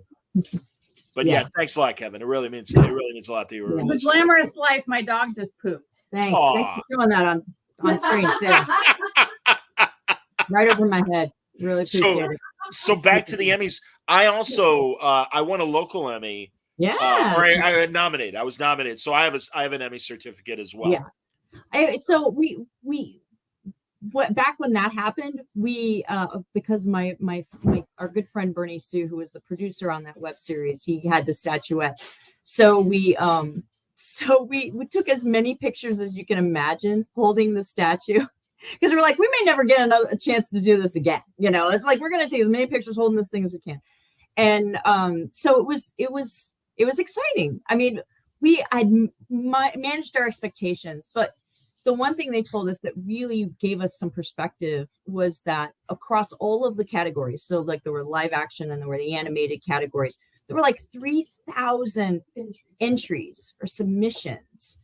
And we were like, and somehow we got into the top 5 for original, animated series. With only 10 episodes. With 10 episodes. That's pretty great. Which means that we could be back next year if we get nominated again. Fingers crossed. Amen, sisters. Yeah, but it was a lot of fun. I mean, it was so great to see LeVar get a Lifetime Achievement Award. Gosh. And Thrilled. to be given it by Cowboy Curtis himself, Lawrence Fishburne, which the fact he mentioned it, Julie, like if you were to watch the Emmy cast. At one point, I'm like, that's Cowboy Curtis. I know. I was like, I know. And then he called it out and we were like, yes. You can like hear us like screaming because we were like so excited that. And then when sorry, what's her name? The show that won was City of Elizabeth, Ghosts, which is a wonderful animated show on Netflix. Unfortunately, it's no longer going to be continuing on. But the person who accepted the award, the creator, she was wearing a Manos the Hands of Fate dress. I saw Julie and I lost it. We were so excited. We're like, one of us an Emmy, but we're like, Manos. Like, how can we be sad? We can't be sad to a woman who wore a Manos dress to the Emmys. Like, so good. Eric Bauza was great with his acceptance speech as well. He's done work on our show. I didn't know that. That's great. Barnabas in the Barnes when they went to the outpost, and he was like kind of the only one there and the goofy one. Sure! Wow, that's amazing. And I think he also did a voice in the of one of the Enterpriseians in the episode where they visit the planet and the people that look like they are Federation. But the planet that emulated the Enterprise. That was a great episode too. I mean, that's what I'm saying. I really enjoyed the first half, but really there's a lot of inventive ideas in the second half. It's been great.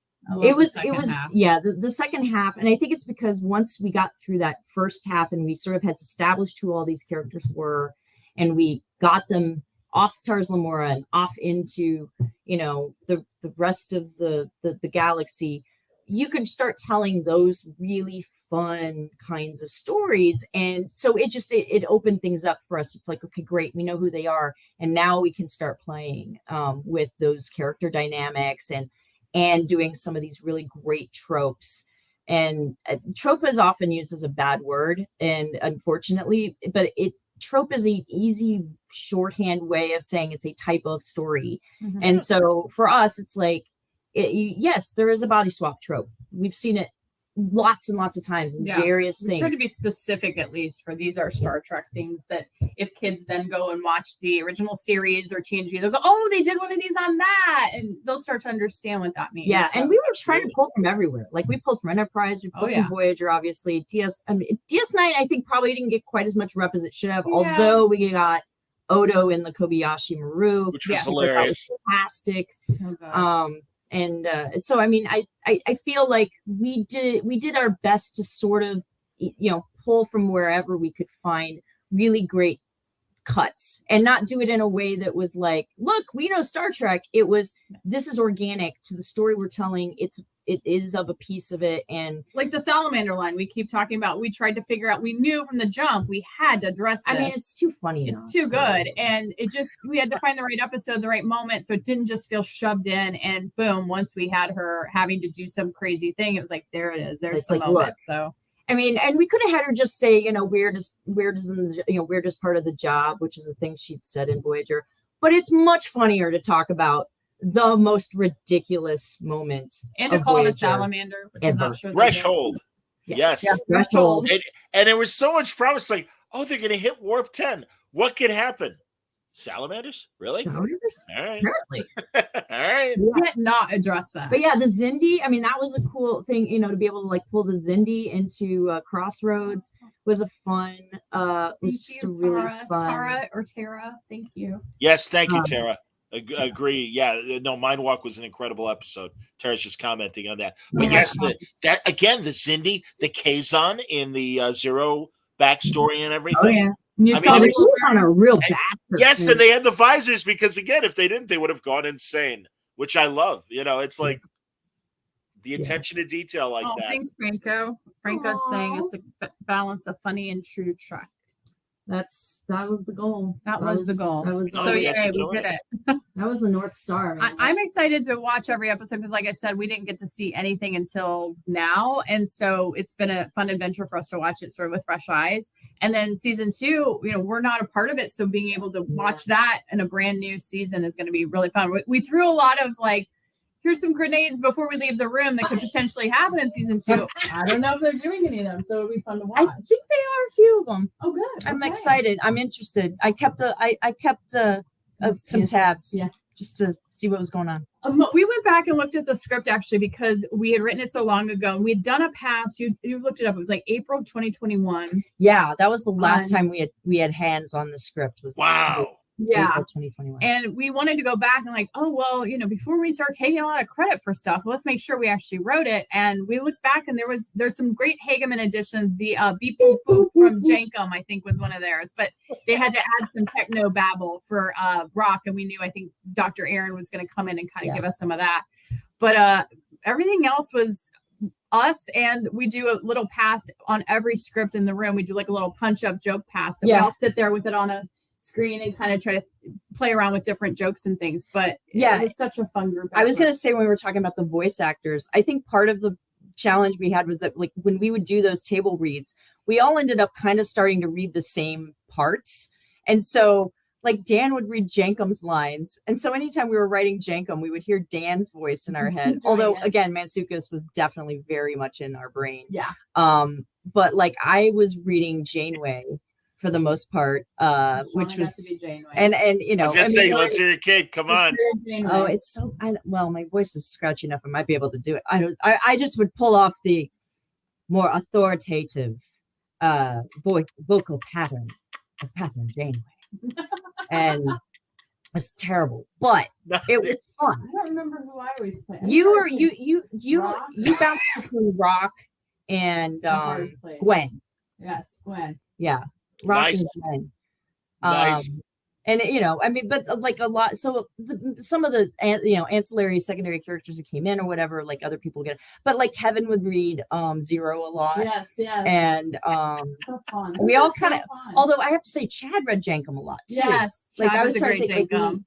So it would move around where Lisa was Gwen a lot. Yeah, it was just fun. We all took turns and we would read it around the table because then you wanted to hear it. Yeah. And if something was tripping anyone or one too many words there, you had it. And you played that song in 5 notes. You don't need 6. That sort of thing. And that was new for us too. Like we would never have done that in a live action room. No, but in animation, it really was helpful, especially because these are so tight. And so it was like down to the word, like how much can we pull out of this line? Not just like almost like comic panels, right? Yeah. Brevity. For bubbles, it's exactly what we need. We need the minimum amount to get the point across, and yet, because we had to keep it moving. It was crazy to look at the cards on the wall too, of all the card turns, the theoretical card turns that we had for story of like, oh, this is where we reveal Dals and Augment, or this like all of those things. And then we got to our episode and we had so many cards and so many card turns that we were like, okay, here we go. It felt like a hard it was a challenge to make sure you're having the fun of the body swap episode and tripping around and falling and spitting out coffee, but at the same time, like, we have to reveal the diviners doing this. We have to reveal, you're huge, having big emotional scenes, land moments. them in front of a bunch of Starfleet, all of these things. So, but that's the challenge and that's the fun. That's the fun. I mean, that's the Jenga on the wall. Yeah.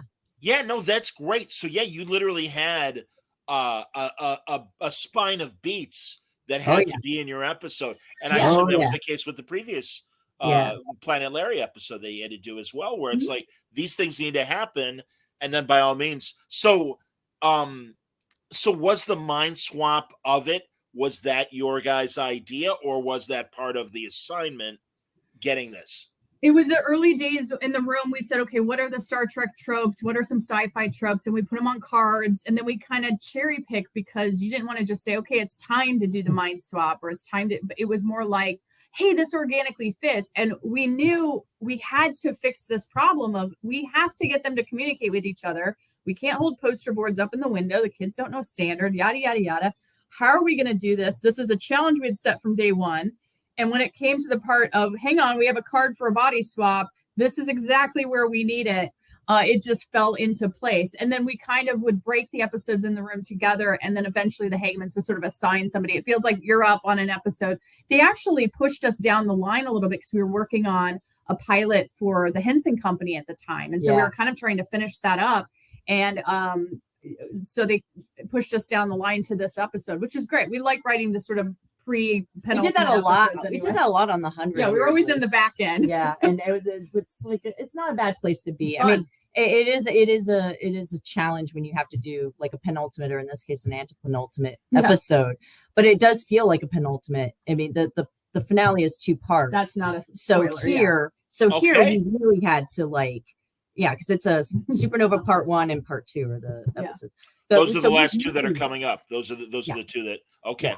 So we really had to set the table for that finale, which meant wrapping up a few things, making sure everyone's kind of on the same page about a lot of things, and that the audience is fully up to speed, with the characters. I mean, so it was a daunting task, but I mean, that's the job, man. And it's the fun of it too. Like, I think less on the one on Murder Planet, on Terra Firma, but there again, like every single episode, there were the beats, and the beats would be either a plot beat or an emotion beat that we wanted to hit. Yeah, a character beat. This is where we have to start turning Gwen, having her realize that her father maybe not the best guy in the world, maybe hiding some things from her, big stuff like that. We always have to get the very emotional big moments too. That's always fun. I know, those are great. Talking about our feelings. Yeah. Usually on the 100, they had to be going down a water slide, shooting guns, and talking about their feelings. So it's nice to have they actually get to sit for 1 second and talk about something. A minute. Yeah. Again, it's the right balance of what's happening in this specific episode, but also giving us the tale of the season long story arc and everything. So no, I really think the entire staff is nailing it. Truly, I mean, it is such a. I mean, really, from coming from my frustrations with Disco and Picard, it's just and really, Franco's on that show, and my buddy Mitch from Terrificon, and it's like, and Wayne also, who's been contributing to the chat and everything, and it's like, it's another good episode. Yeah. Oh, that's so that really means a lot to us, because as Trekkies, as Trek fans, we really wanted it to work for us. We wanted it to work on all the levels, like a Pixar movie. Like, parents can sit and watch it with their kids, and you're going to get something out of it. They're going to get a whole different experience.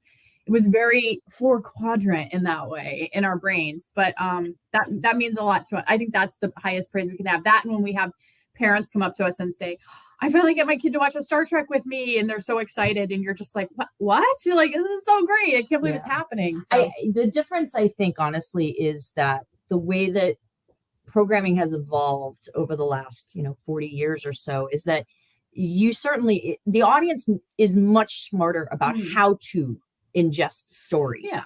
So where, yes, we could sit and watch a TOS episode and it would be great for us, but we were used to slower pacing, and we were used to a different kind of speed. So today you kind of have to treat it a little differently, because everybody is like, yeah, we got it. Let's get to the good stuff. And, and especially when you're doing it in this tight of a time frame, then you're really like, we're going to do it. We're going to cram everything in here. It's going to be fast. But also, I think we do enough layering of stuff that, like, multiple views, you're going to catch different things. You're going to see, and the animators absolutely leveled that up. There's like a really great background moment in one of the episodes. Well, it's the episode after It's my dog's food. It's after Murph is hatched, and Rock is in the foreground, and she's doing her first science officer log, and in the background, it's just a total sight gag, but it's Gwen chasing Murph with the hamster ball, trying to get him into the hamster ball, and it's just this ridiculous thing. And I watched it and I saw it, and I was like, that is just amazing. Like that was genius. Like in terms of bringing something else into the screen of interest. Like you are watching Rock and you're listening to her and it's great. And then, but then there's this other thing happening in the background that just kind of informed it all. And that's very Jacques Tati, frankly, Mr. Hulot's Holiday, where, you know, something very mundane is happening in the forefront, but it's really what's happening in the background. That's Rick and Morty does that all the time. Oh yeah. Yeah. And even Lower Decks actually did that at one point where some techno babble was going on. And Mariner in the background was just getting the shit kicked out of her by some alien that was just slamming her down constantly and stuff. So, yeah, no, that's, again, you're right. There is a level of sophisticated storytelling that's happening now that didn't happen then. I always point to Alias and the original Mission Impossible. Yes. Mission Impossible, the original. And I loved that show as a kid, both watching it in first run and reruns. It's like watching an hourglass now compared to the stopwatch timing of Alias, and it's so like poor Phil Morris's dad, Greg, is sitting cracking a safe for like 20 minutes. It's like they keep going back to him, and there's that Lalo Schifrin music on the snare drum where it's like, open the goddamn safe, let's go. Just get on with that. Yeah, I would be interested to put like an episode of Mission Impossible, or like let's say 2 episodes of Mission Impossible against a Mission Impossible film. Because an act of a Mission Impossible film. Similar to, like you're saying, Alias, like JJ wrote one of those movies, at least one. And so they let's do it, compare, like how much story exists in these 2 episodes versus this one movie. And it's going to be a pretty substantial difference. So I get that people are like, I could just watch TOS as a kid. And that was my entry. And it's like, yes, that was our entry point. You are correct. No kid is going to sit there and watch TOS right now. Not many. They might watch it when they get older and they have an appreciation for it. But right now, you got to speak to them where they're at. Even adults and millennials, like where we're all at. Like, this is where we're at. Time is money. Money is power. Power is pizza. Yeah. When I, in the early aughts, I was between apartments and I was living with my sister for a while. And my youngest nephew was like 10. And I was watching like a TNG rerun on Spike. And he goes, I hate this show. I'm like, what do you mean? And he goes, all they do is talk. And then they see the aliens. And you think, okay, finally, there's going to be a laser fight. No, let's get in a smaller room and talk a little bit more. And I'm pounding the floor laughing. I'm like, you're not wrong. He's not wrong. But that's Star Trek, man. I go, Star Trek is put down your weapons. We've chosen not to kill today, as Kirk says. You know, that's the lesson. I mean, that's what's great. And I get it, and he still laughs about it. He goes, you still watch it, don't you? He's like 25 now. I'm like, oh my gosh. I still watch it. Yes, I do. Of course you do. Still breaking your balls about it. It's on, like, you know, a Pluto TV. It's on Pluto. It's on, you know, they show it on, like, Heroes and Icons and other stuff. Like, I'll watch a night of Heroes and Icons. Like, I'll watch the TOS, and then you watch TNG, and then Voyager, in order. Yes. And then Voyager. I'm like, I'll watch that. John, I had a nerdy run-in. I did turn into a Trek nerd for like 5 minutes at my vet because I was taking Gideon to the vet for a checkup, and in comes this pit bull, on a leash, and I always just look at the dogs, and I'm like, who's the sweetest baby? And this pit bull's like, nang, nang, nang, like so cute. And I look up to see who's holding the leash. It's this beautiful woman, and I look next to her, and it's Patrick Stewart. And I went like, don't say anything. Don't and they're like, this is. And I forgot the name of the dog already. Somebody in the comments probably knows. This is so and so, and we just adopted her, and she's so sweet and blah blah. And I was like, So I sat there for a few minutes. They checked in, and I was like, when am I ever going to get a chance to say? And we were working on the show at the time. Wow.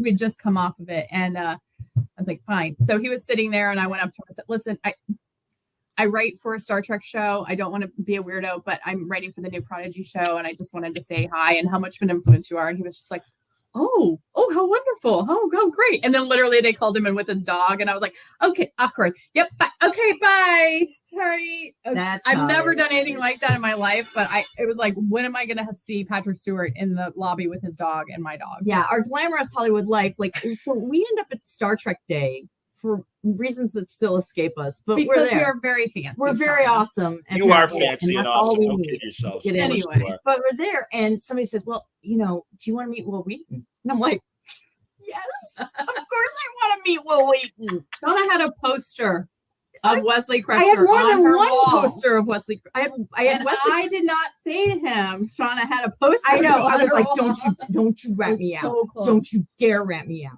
So close. I was like, "Oh." But he was very sweet and so complimentary about the show. His nephew watched it. Blah blah blah. It was so great. I love that. He's now like back in with the family in like a big way, and obviously does the Ready Room and all that stuff. I think it's so cool to see him. Like, we embrace all of it, because I will not tell you what bet, but yeah, no, it's very it's hush hush. Yeah, I know. Well, you don't think so, but at the same time, you feel like anytime we would go to like comic events too, any of the cons, and you're like, oh my god, it's so and so, and like, do we talk to him? I don't know. We don't want to be weirdos. We don't want to be like, but we're total weirdos. We're total nerds. Yeah. Like.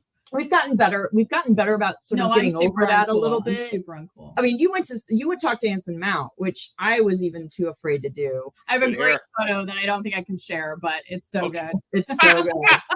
Like the fact that you got him to take a selfie with you. Which yes, it was our boss on Woo Assassins, John Worth and Anson are friends, and so they worked on Hell on Wheels together. Yeah, he was on Hell on Wheels.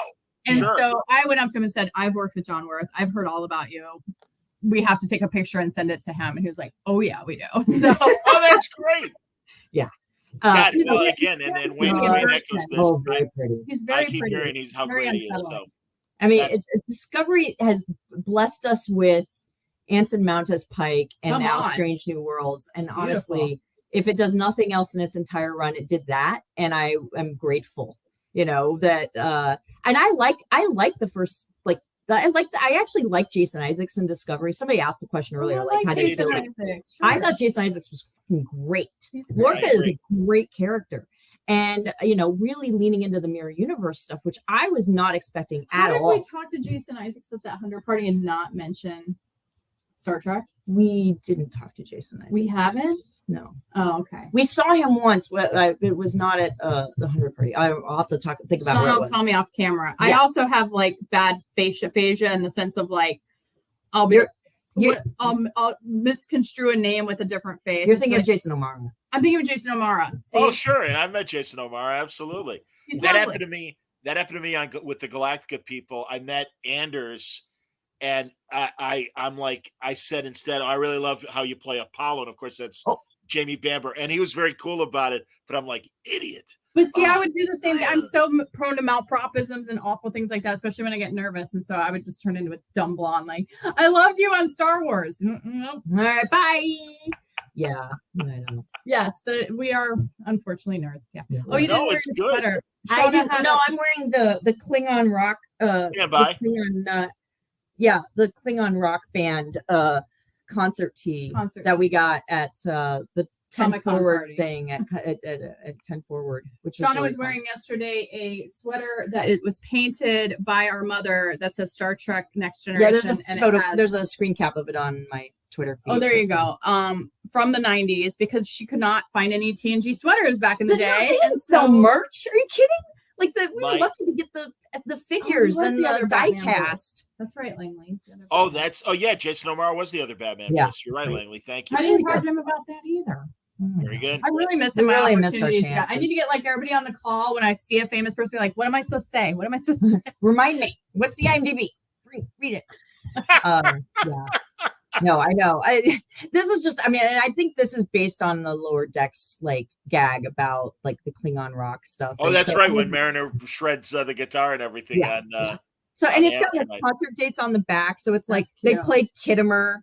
And okay, so do they play? Like, is this a real band like Gary Graham's band? No, it's a totally fake I would love it if it was, but it is pretty hysterical that they made this shirt of like these Klingons, and it's like this Klingon rock band. Oh yeah. And it's fun, right? Absolutely. I was like, I have not gotten a great piece of swag like this in a decade. I was like, I'm wearing the crap out of this shirt. I love this shirt. We did corner Kurtzman at a party. That is the last of my dog's food. Yeah. And said that we would love any opportunity to work on any Star Trek show. So hopefully, if the opportunity arises, we could get on something else. But we just don't know. I mean, those shows are off and running. Their crew is pretty set. It's hard to sort of break in mid-seasons on things. But we definitely made it clear, like, we're around. We want to stay in the family. Yeah. We know there are new shows in development. So, hopefully. And listen, as much as I've complained about the first 2 seasons of Picard, Terry Matalas has said every right thing. The trailer looks amazing. Oh, great. Their New York panel was great. Yeah, I really am like convinced that finally they're going to get things right in the 3rd season of Picard. The Picard you were kind of waiting for. Yeah. Well, and again, I was all for an introspective look at Picard at this age and dealing with where he is in the universe and everything. Totally. I just didn't agree with the choices they made. Interesting. Okay. Yeah. I mean, I think that, I think we all wanted TNG reunion show, and it didn't happen. And they were like, "But we're doing this other thing." We're like, "Okay." And they did the other thing, and then now we're like, "Okay, can we do the reunion thing we now?" really wanted now? And they're like, and also, I know I'm not alone in the fact that when it comes to live action Trek, it's a divided response. That and of course, I wasn't aware that it was so divisive. I think I was sort of insulating myself a little bit about it. And that's again, it's I was talking to Jackson Lansing, and he told me he was walking around San Diego Comic-Con with Bijou Trimble, one of the great letter writing original people. Thank you, Bijou and John, for giving us season 3 of Star Trek, or it wouldn't have happened because of that writing, without that writing campaign. But they were talking, and Jackson was saying maybe about disco or something, that he wasn't crazy about it. And she said, though, just like you said earlier, Shawna, the great thing is there are Star Trek shows for every generation, and let them have their show. We've got our shows that we love. More stuff is coming. And that's literally, as I've told you guys as well, every week, whether it's Discovery or even the 2 seasons of Picard that I wasn't crazy about, I'm like, well, maybe I'll like this episode more. And I always go in with an open mind. You were hopeful. You stuck with it because you love the franchise. And I think that's also important. That means a lot. And I think the more feedback they're getting of what's working and what's not working for fans, I mean, clearly you can always course correct. So we'll see. Yeah. I mean, it's been a lot more challenging in the last couple of years to do that same level of course correction because there's fewer episodes. A lot of them completely done it's locked by the time they start airing. And so there's really, like the old days, you could maybe course correct in the middle of a season. Yeah. You don't have a mid-season. But you just have 4. Yeah, you have 8 episodes. You have 12. Go. No, you're right. Tara wants to know, and I guess she wasn't aware because we saw it earlier. Maybe you guys can pull it up, but she's like, "Where's the Prodigy merch? When is the Prodigy merch coming?" Yeah, there is a Murph, kind of little doll that they were. Well, there was this thing from Comic-Con. It's got a little beanie butt, but he's just a little skishy. But this is not the toys. We did have meetings early days with the toy departments, and they are definitely talking about toys. We talked about them years ago, so they're hopefully in process and being made. There's some stuff actually. They announced some action figures that are coming out. I think that the whoever it is that's making them now, I want to say it's not Galoob. Why do we keep thinking Galoob? But it's whoever it is that's making those. It's just like essentially it's like Hasbro. But anyway, they do have the first like 2 sets of them, I think, coming out. Oh, cute! Where it's like Rock and they're packaged together, so I think it's like Rock and Murph, and I don't know if it's Dal and Janeway, but then all of them will come out as action figures. Well, we talked about even the ships when we were in the room. We're like, wouldn't this make a cool toy? Like, what would be the cool toy version? Well, if we had this Vectech, I think we called it something else on the show, but in the room we called it the Vectech, the little 3D printer they have to make stuff. Yes. Because we're like, why wouldn't they use 3D print technology? We do it now. So we were like, this would be cool because then you can have like a car come out of the ship, and like we were thinking in terms of toys a little bit just for our own benefit in the room. And then, of course, knowing it's a kid's show and they're going to want to make toys of these things. So that was the fun part, too, is like, yeah, unlike a lot of thinking a little bit sideways. A lot of animated shows where they're like, we need a toy for this. You need to make a toy. We actually were like, what can we make that would be an awesome toy? Like, it wasn't that we want to do this type of toy and make it happen. Yeah. It was the other, it was us wanting to like own all of the toys. Yes, a squishy Murph from day one. We have said we need squishy Murphs. I want a Protostar model ship, like those big ones. Yeah. Those things they have at like Costco, those big squishy pillows. I would love one of those. I will say that Shawna and I got to name Murph, and so that's our only I'm gonna say only contribution. That's our only contribution to the show. The only thing we ever did. But no, it's the one that I will, just because I don't like to take a lot of credit. It's a group effort, but that one was specific because we had a great driver in Vancouver. He worked for the production on the 100. His name was Mike Murphy. He since passed away. Was it this year or last year? Yeah. But he was so wonderful. He was just so lovely to us and made us feel so comfortable and wonderful. And everyone called him Murph because it was Mike Murphy.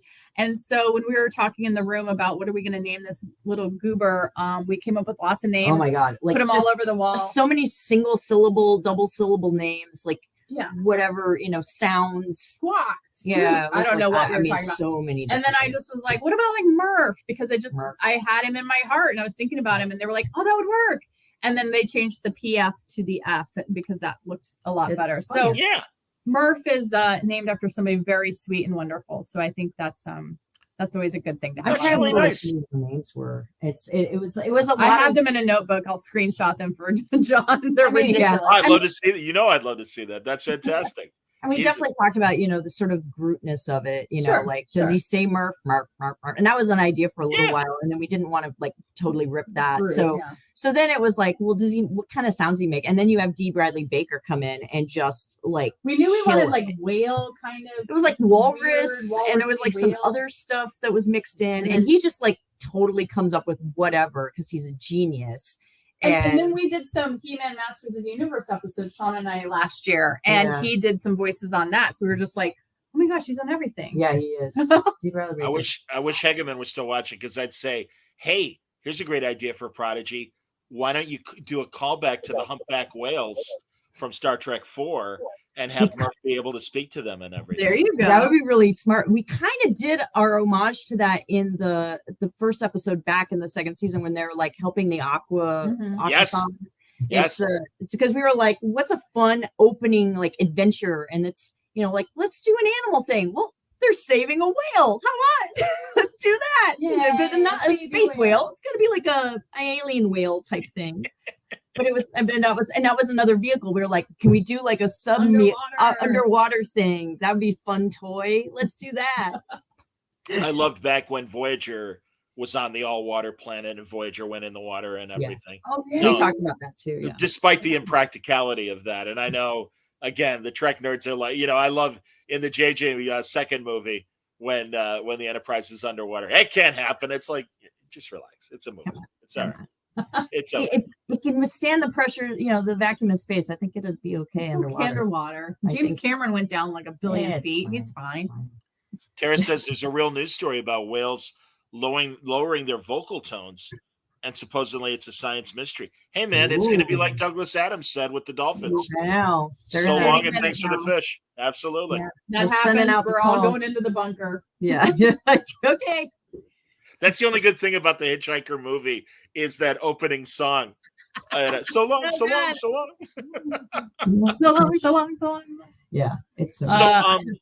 Do you have? I mean, we mentioned All Mankind. Are there other streamers that you're watching that you love right now? I'm loving The Crown. I'm savoring The Crown. I'm still watching it because I'm savoring it too. I know it's you're going to behind. end. I am, but I'm on purpose this time because I want to watch it slower. I was on a panel in Pittsburgh with Tom Savini. And he did all the makeup for, all the zombie movies. Oh, yeah. And we were talking about sort of horror and whatever. And he just out of nowhere goes, the scariest thing I've seen recently was The Crown. And everyone was like, I'm sorry. But he was talking about a certain episode, which I don't want to spoil, that opens in early 1900s, late 1800s, Russia. Oh, yeah. Oh, my God. The Russian episode. Yeah, I'll just leave it at that. And it Oh was the my next God. one I had to watch. So I was watching it on the plane going home, going, "Oh wow, he wasn't wrong. This is dark." Well, Yeah. and really, it's the international politics of the series that fascinates me because I was never a royal. It's like, oh my God, what are they doing now? I don't Yeah. care. Yeah. But it's really interesting, and also It's the fascinating. intricacies of the way the British politics worked in terms of the prime minister is really the guy that's running the show, but he still needs the protocols Just the demand ring. Yeah. that you have to go to the queen and get her permission, or now the king. And it's like that's really interesting. And again, the international politics. My favorite episode was from I think the second season where Billy Graham came to England, Yeah. and Elizabeth has that crisis of conscience regarding King Edward wanting to come back and not knowing the truth. I'll keep it spoiler free for people Yeah. who don't know. Yeah. But I showed that I have older cousins that are in their late 60s, and they hadn't got into the show. I'm like, here's an individual episode. Yeah. And this is why you got to watch it. And they were blown away, and they didn't know the real story either. And it's like, wow. And I'm like, I know, that's what's crazy about it. Yeah. Brilliant I show. love The Crown. When we saw the first season, Shawna, we were doing Birds of Prey, and we were doing a lot of, interviews for that, and we were talking about The Crown of like, it's like watching a superhero show, in that she's just been given the superpower that now you're in charge of things. She didn't ask for it, she doesn't want it, and she's surrounded by a bunch of dudes telling her what to do. Regardless of what you think of the politics or the the bad history of colonization and all that. Yeah. If you watch it primarily as a character tale of this woman who's had to go through all of this, it's really fascinating. And I know a lot of it is probably fictional and whatever, but I did just finish the Harry and Meghan 6-parter. Fascinating. I loved it. I actually was team Meghan and Harry because I just assume I don't think they're lying about the tabloids. I've lived long enough to see how really horrible they were and killed a princess. So I'm pretty sure she's, getting it real bad over there, especially all the racism and awfulness. Oh, yeah. So watching their version of what had happened and really sort of turning the cards over on a bunch of stuff that I think people thought A, and it was like, no, this was really B, is really fascinating. And they got the receipts, man. Like they're like, here it is.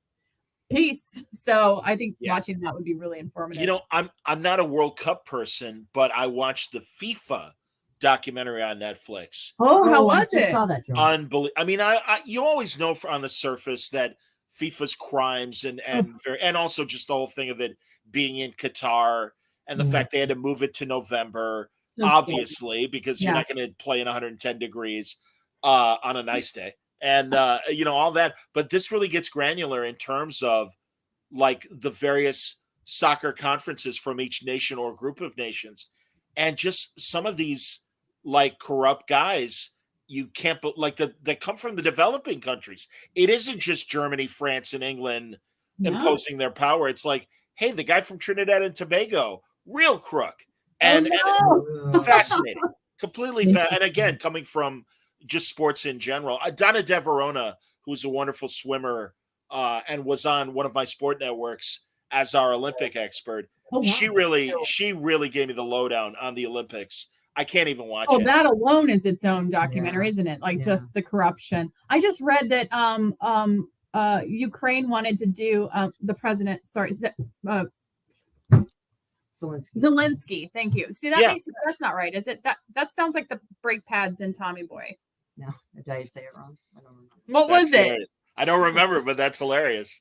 You're probably right. Anyway, but Zelensky wanted to do a little thing at the FIFA for world peace or something, and they said no. And it's like, really, guys? Really?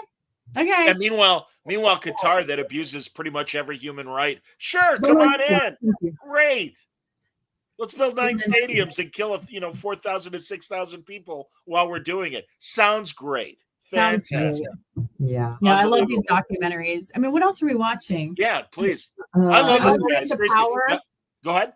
I loved Rings of Power, but I just love anything set in New Zealand and it's Lord of the Rings. I'll just watch it. I don't care if they're reading the phone book. I love it. Callahan. But no, Zelensky was Blues Brothers. Blues Brothers. What's his name? Oh, Aykroyd. Aykroyd's character. Somebody. Oh yeah. No, I know what you're talking about. The breakpad guy. Absolutely. Slavery is awesome. No, no, No. no. Let's see. Andor, which was clearly, I think, one of the best shows of the year, So good. hands down. Really intense. I think the first 2 episodes could have been one, but that's my nitpick. That's about our only criticism of it, is we like, this is too feature writery. Hang on. Yeah. There's a lot of, I think there are a lot of shows. Frankly, I think season 2 of Picard maybe could have been 6 episodes. Oh. And that a lot of these shows, because they have 10 episodes, you're almost giving them too much material or fabric to make their story. And it's like, no, I mean, because you're like, really, nothing happened? They're still at that party in season 2 of Picard, for example. No. It's dumb stuff like that. I mean, so it depends on the show. As you know, ladies, it always comes down to the writing. It always comes down to the writing. That's right. I never blame the actors. It starts and ends with story and character, and you have to and budget, and there's a lot that happens behind the scenes. Like, we have been on shows where you're going down one path and then you lose an actor, or something really bad happens and you can't talk about those things, and so now you got to reconfigure in 5 minutes, or there was a fire in the GVRD and now we can't shoot there, and so now you have to, like, there's all these things that obviously go into it. Zelensky Motors, thank you. I knew it was the same Z name, Zelensky. Okay. It's too funny. Anyway. That's hilarious. That's cool. No. You get those worms in your brain. And I know, it's like, all right, this is going to drive me nuts until I figure it out. I get it. Yeah, Zelensky. And it's like, that's thank God we got the peanut gallery to help us out. It's all right. For All Mankind, I'm trying to think of other dramas. Well, by the way, Kids in the Hall. Jesus Christ. What a great comeback. Great. I mean, obviously there's a lot of stuff that has been brought back, rebooted, that has been fine. But oh my God, did they kill it? They were so great. Just Dave Foley doing the DJ. Oh my God, that post-apocalyptic DJ bit is amazing. I must have watched it 100 times. It was not also because it had special resonance for us because, like, when we were really, really, really small, like very small, 3, 5, something. Yeah. Our mom had us like singing that song, Brand New Key. And we sang it like prayer or something. So we knew that song. So he's playing it over and over. We're like, oh my God. I think I'm having some PTSD. And our aunt had the little, what are those, John? The 45s, the little ones? Yeah, those 45s. You got it. You're so had that. And we would play it over and over and over again. So I think we were a little bit. We're like, whoa, hang on. This is too real. Like, oh no. Well, as I've told you guys, sadly old enough to remember when that song was brand new. And it's true. You're right. I get to meet Foley at Terrificon, Mitch Halleck's show in Connecticut at Mohegan Sun. And that scene of him and Kevin McDonald naked running around the car. And I'm like, you guys have balls of steel. Literally. Literally. And he's just laughing and smiling. And also from the old show, one of my favorite sketches was Girl Drink Drunk. I love Girl Drink Drunk. I have a shirt. That says Girl Drink Drunk and it has a martini on it because I love that sketch so good. much. I make people watch that sketch all of the time. You saw Shawna's in my Halloween costumes from like a few 2015. Years. We went as Jerry Sizzler and my sister Jerry Sizzler. I will brag that Dave Foley just started following me on Twitter, and I think that makes us best friends now. So that's how that works. That's how that works. That's totally how that works. No, I claim Michael McKean for that. Absolutely. So, or at least he didn't follow me, but he responded to a couple of my tweets. And same with Meryl Marco. And that adored me because I've always loved Meryl Marco's humor. That's always so much fun. It's so bad that Twitter is so toxic now again. And well, it was always toxic, but now it's just like, bleh. It's really that you're like, I can't even talk to anyone fun anymore. Yes, Girl Drink Drunk is the best. I have to say, I would say a lot of my favorite sketches are probably Dave Kevin sketches. Kevin. like Citizen Kane. Citizen Kane, absolutely. I said that too. So good. It's just a perfect sketch. But I also, and I'm so glad Dave said he did write this line. It was a job interview that Scott Thompson was having, or no, he was giving the interview, and Foley goes, "Well, I'm from Canada," and he goes, "Canada?" And he goes, "Yeah, it's like America without the gut." And it's like, and he goes, "Yeah, I wrote that line." I'm like, "Well, that is the perfect description of both countries."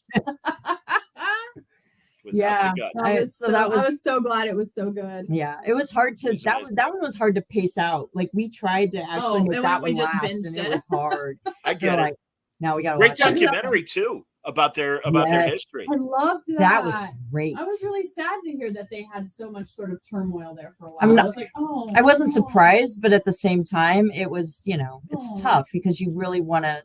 You want to believe that they're all just besties and whatever. Oh, yeah. 100%. I have so many friends in radio that used to be duos and aren't anymore. Even my friend Mike Greenberg, who was on ESPN Network Radio, and his partner Mike Golick, and they were partners for like 20 years. And then Greenberg's like, I just want to do something different. And so many people resented that. And it's like, Arden and Lewis, you name it. It's like they want to do their own thing eventually. John, the fact that I just learned recently, my little monkey's brain broke that Mike never really loved Peter. And I was just like, hang on. I can't deal with that. Like I get really upset to know that my monkeys like had animosity, especially Mike, who is my favorite. I was like, Mike, come on. Did you read his autobiography? Not yet. It's so great. And really get the book on tape, get the audible of it. Because he narrates it. Handle it. I mean, it feels like too soon. I can't.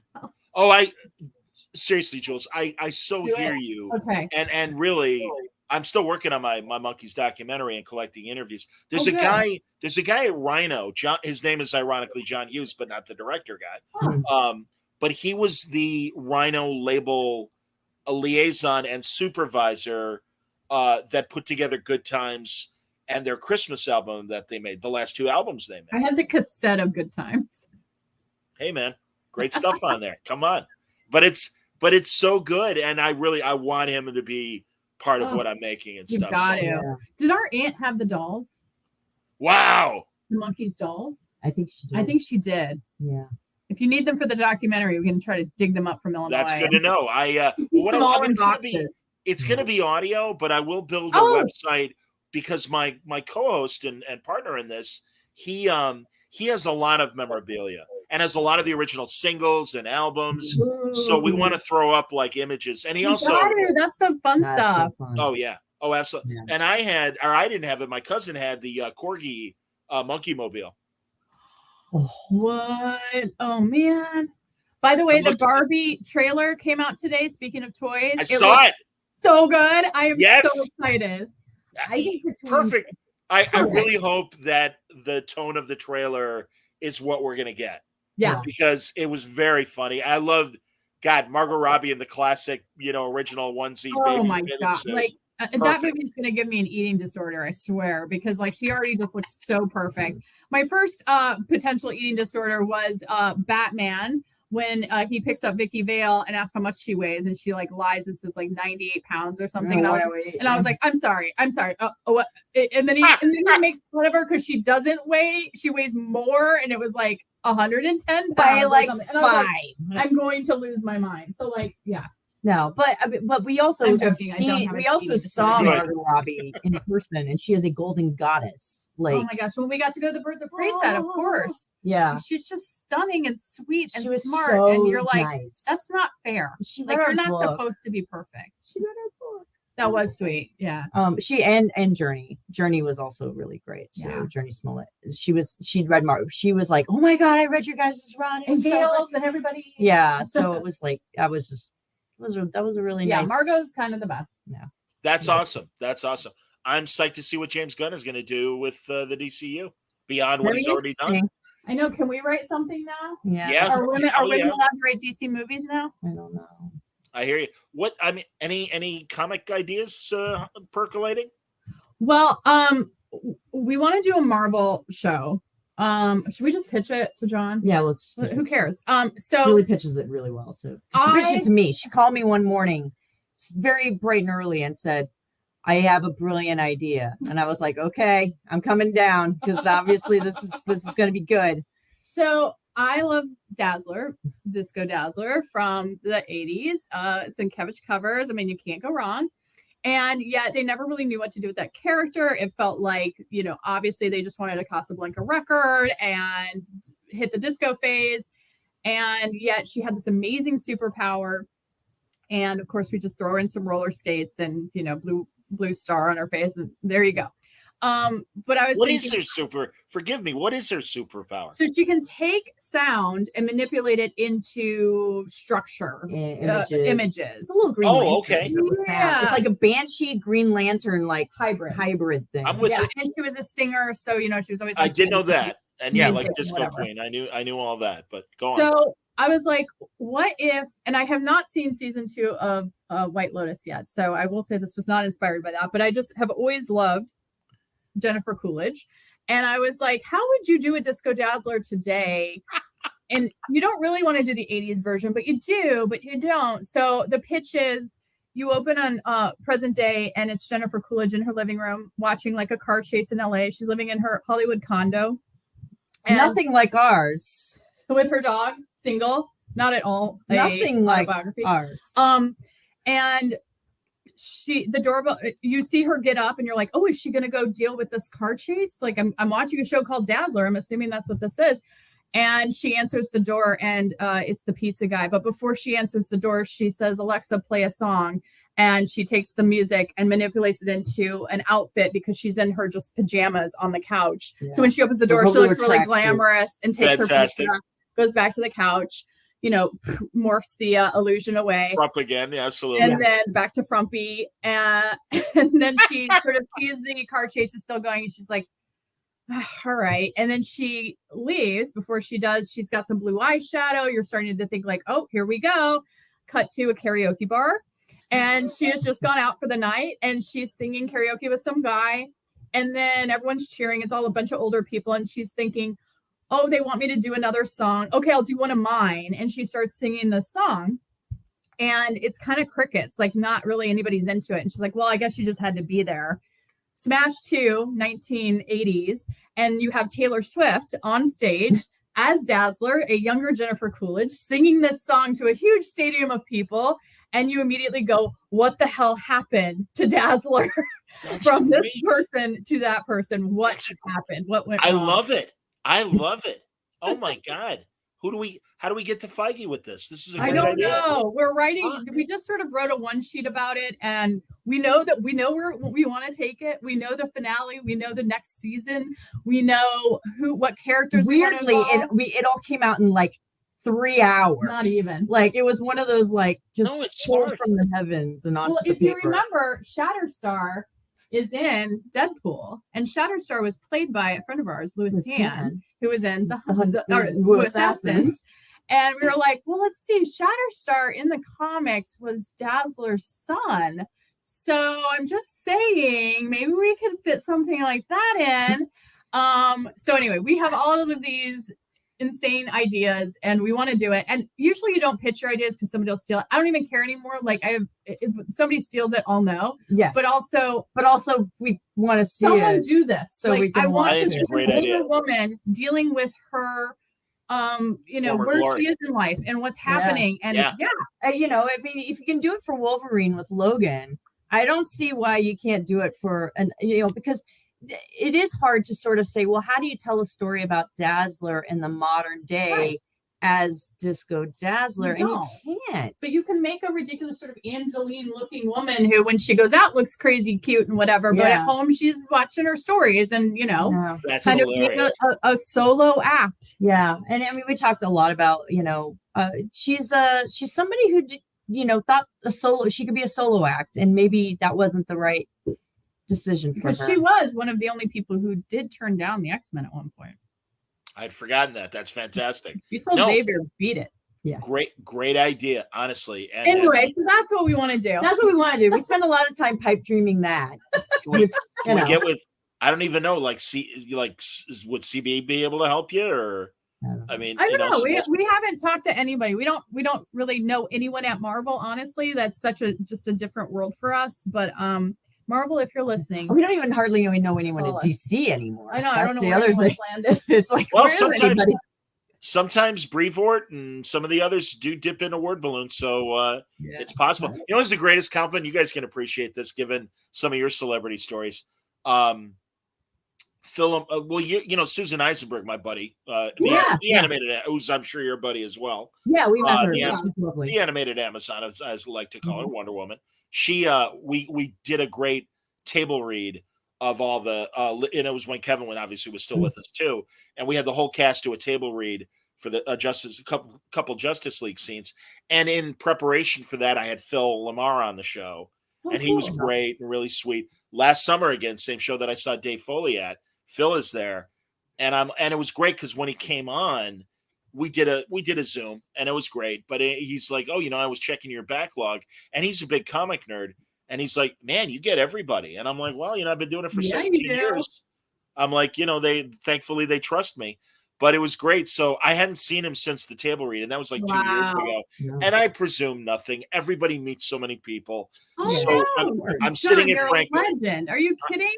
Do you know how many people you've had on the show? You do know, but like it's incredible. It's incredible. Well, the fact that you even put us on the show when we were just breaking into comics, like we owe so much to you for anyone knowing who we even were. It really is a big deal what you do, John. We get so much. Like so many people that tell us I heard more word about balloon. Word balloon more than anything else, and it's usually about trivia nights with Tom. But I mean, which we'll have to do again. We have to. Please, it, guys. Well, maybe like I said, I mean, everybody gets busy. But I was going to say regarding Phil, I'm sitting at Franco's table. Phil comes up and is talking to Franco, and I'm like, Phil, I'm sure you don't remember me, John Suntress, word balloon. He's like, John, I heard your tribute to Neil Adams episode 2 weeks ago, and I'm like, oh, thanks, man. Yeah. So, I mean, exactly. It's truly meeting people. Scott Porter from Friday Night Lights, the quarterback. Yeah. Beautiful and beautiful man. Heart of Dixie, of course. He, I can't remember the name of the screenwriter who's like, Scott really loves your show. And I'm like, and this is when he had just done Speed Racer and did Friday Night Lights. He was doing Heart of Dixie at the time. Right. But, he was the voice of Cyclops on those Japanese-made Iron Man, Wolverine, X-Men. Oh, I didn't know that. That's so cool. And it was great because his PR people are like, kind of like putting the brakes on me and like, yeah, we'll see if Scott has time. And finally, I told our mutual friend, I'm like, hey, if Scott wants to be on my show, let his PR people know that he really wants to do it.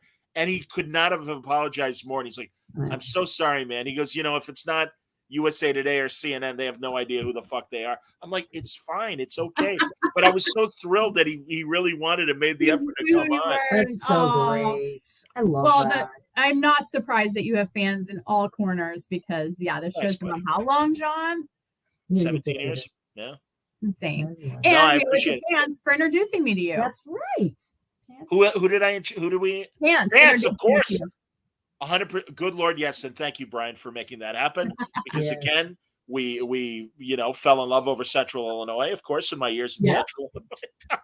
Was that when we were at C2E2 that we met you? Probably.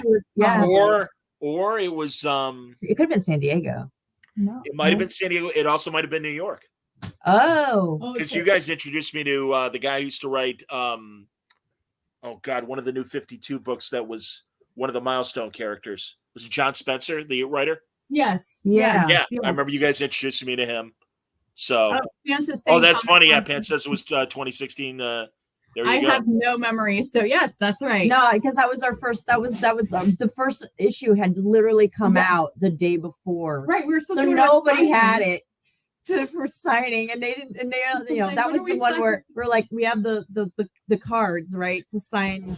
And they're like, we draw something. I'm like, no, you don't do that. That's not what we do. And then we end up like drawing really terrible. Me drawing lots of because people would say and they go, oh, I want one of those too, and I'm like, no, you don't. Michael's saying Dazzler. Yes, Dazzler was in the X-Men. Yes, very good. Yes. Oh, and also, I like what Langley said. If not a TV show, Marvel is doing these life story special miniseries, and that would be a great Dazzler idea. That'd be fun, wouldn't it? Yeah. Absolutely. My favorite memory of you guys at San Diego was it was really late. King was out there. Jody Hauser was out there. Snyder was out there. And I looked over at poor Shawna was just so dead tired. And she had the saddest look on her face. I'm like, what's the matter? Are you okay? She's like, I'm just really tired. I'm like, okay, I get it. It's 4 a.m. or whatever. One of those 2 a.m. meet at the harbor. And I was like, you kids, I don't know how you do this. But we stayed up because you're like, we want to meet everyone. We were trying so hard to That was awesome. And also, right after my leg infection, when I still had the cast on and stuff, and you guys are at sea, I know, yeah. I could. They're like, seriously, the doctors are like, you cannot go. You can't walk that much. And I'm like, all my friends are there. Can I at least just go for, all right, 3 hours, after hours at the bar. That's it. I'm like, all right, fine. Oh, we were so glad to see you. It was so lovely that you came. Yeah. I appreciate it. Am I keeping you guys from dinner? I was going to say, am I keeping you from dinner? Should we wrap it up? Yeah, maybe we should wrap it up. Well, my dog is would like trying to go back outside. Up, but, okay. No, you guys done a pretty good marathon too. We'll come back and do trivia, maybe like around New Year's or something. Oh, please. Oh, God, yes. You know, again, I mean, really, my week between Christmas and New Year's is wide open. Oh, great. So, and we can, I don't know what Tom's schedule's like, or it could be the three of us. Tom doesn't have a life, right? Like, hey, I mean, what is he doing anyway? That guy. Or anybody else. And also, guys, because you were a big part of it real fast, thank you so much that year. And I always roll my eyes having to say John Con, but that first COVID year, we just had that Mondo show. Yeah, but you guys were so great. And truly, that was when I met Vita Ayala. That's when I met Cantwell. And it was just this wonderful show that we all were just hanging out and bullshitting. And I love, in fact, I'm going to rerun it because I like doing reruns. And I want to rerun that because it was so much fun. Yes. That was a lot of fun. So, yeah. All right. I don't want to, I feel like I'm torturing the dog. Not at all. He's just being really bored. Being a brat. He's being a brat. Congratulations, Thank you, guys. Everyone in the comments for all the questions. You can find us on Twitter if you have more questions about the episodes. Appreciate everyone watching the show and huge fans. Yes, at the Julie Benson for Julie, at Shawna Benson for Shawna, and again, they know how much I love them. You guys are the best, and truly, it's been really great getting to know you guys and being friends and everything. Truly, so. And like I always say, can't we all live on the same street? It would make things that much easier. I mean, come on. Where's our commune already? All right. Give me 1 second to say something before we say goodbye, and we'll do it off the air. But until next time, everybody, stay safe, stay happy, stay healthy.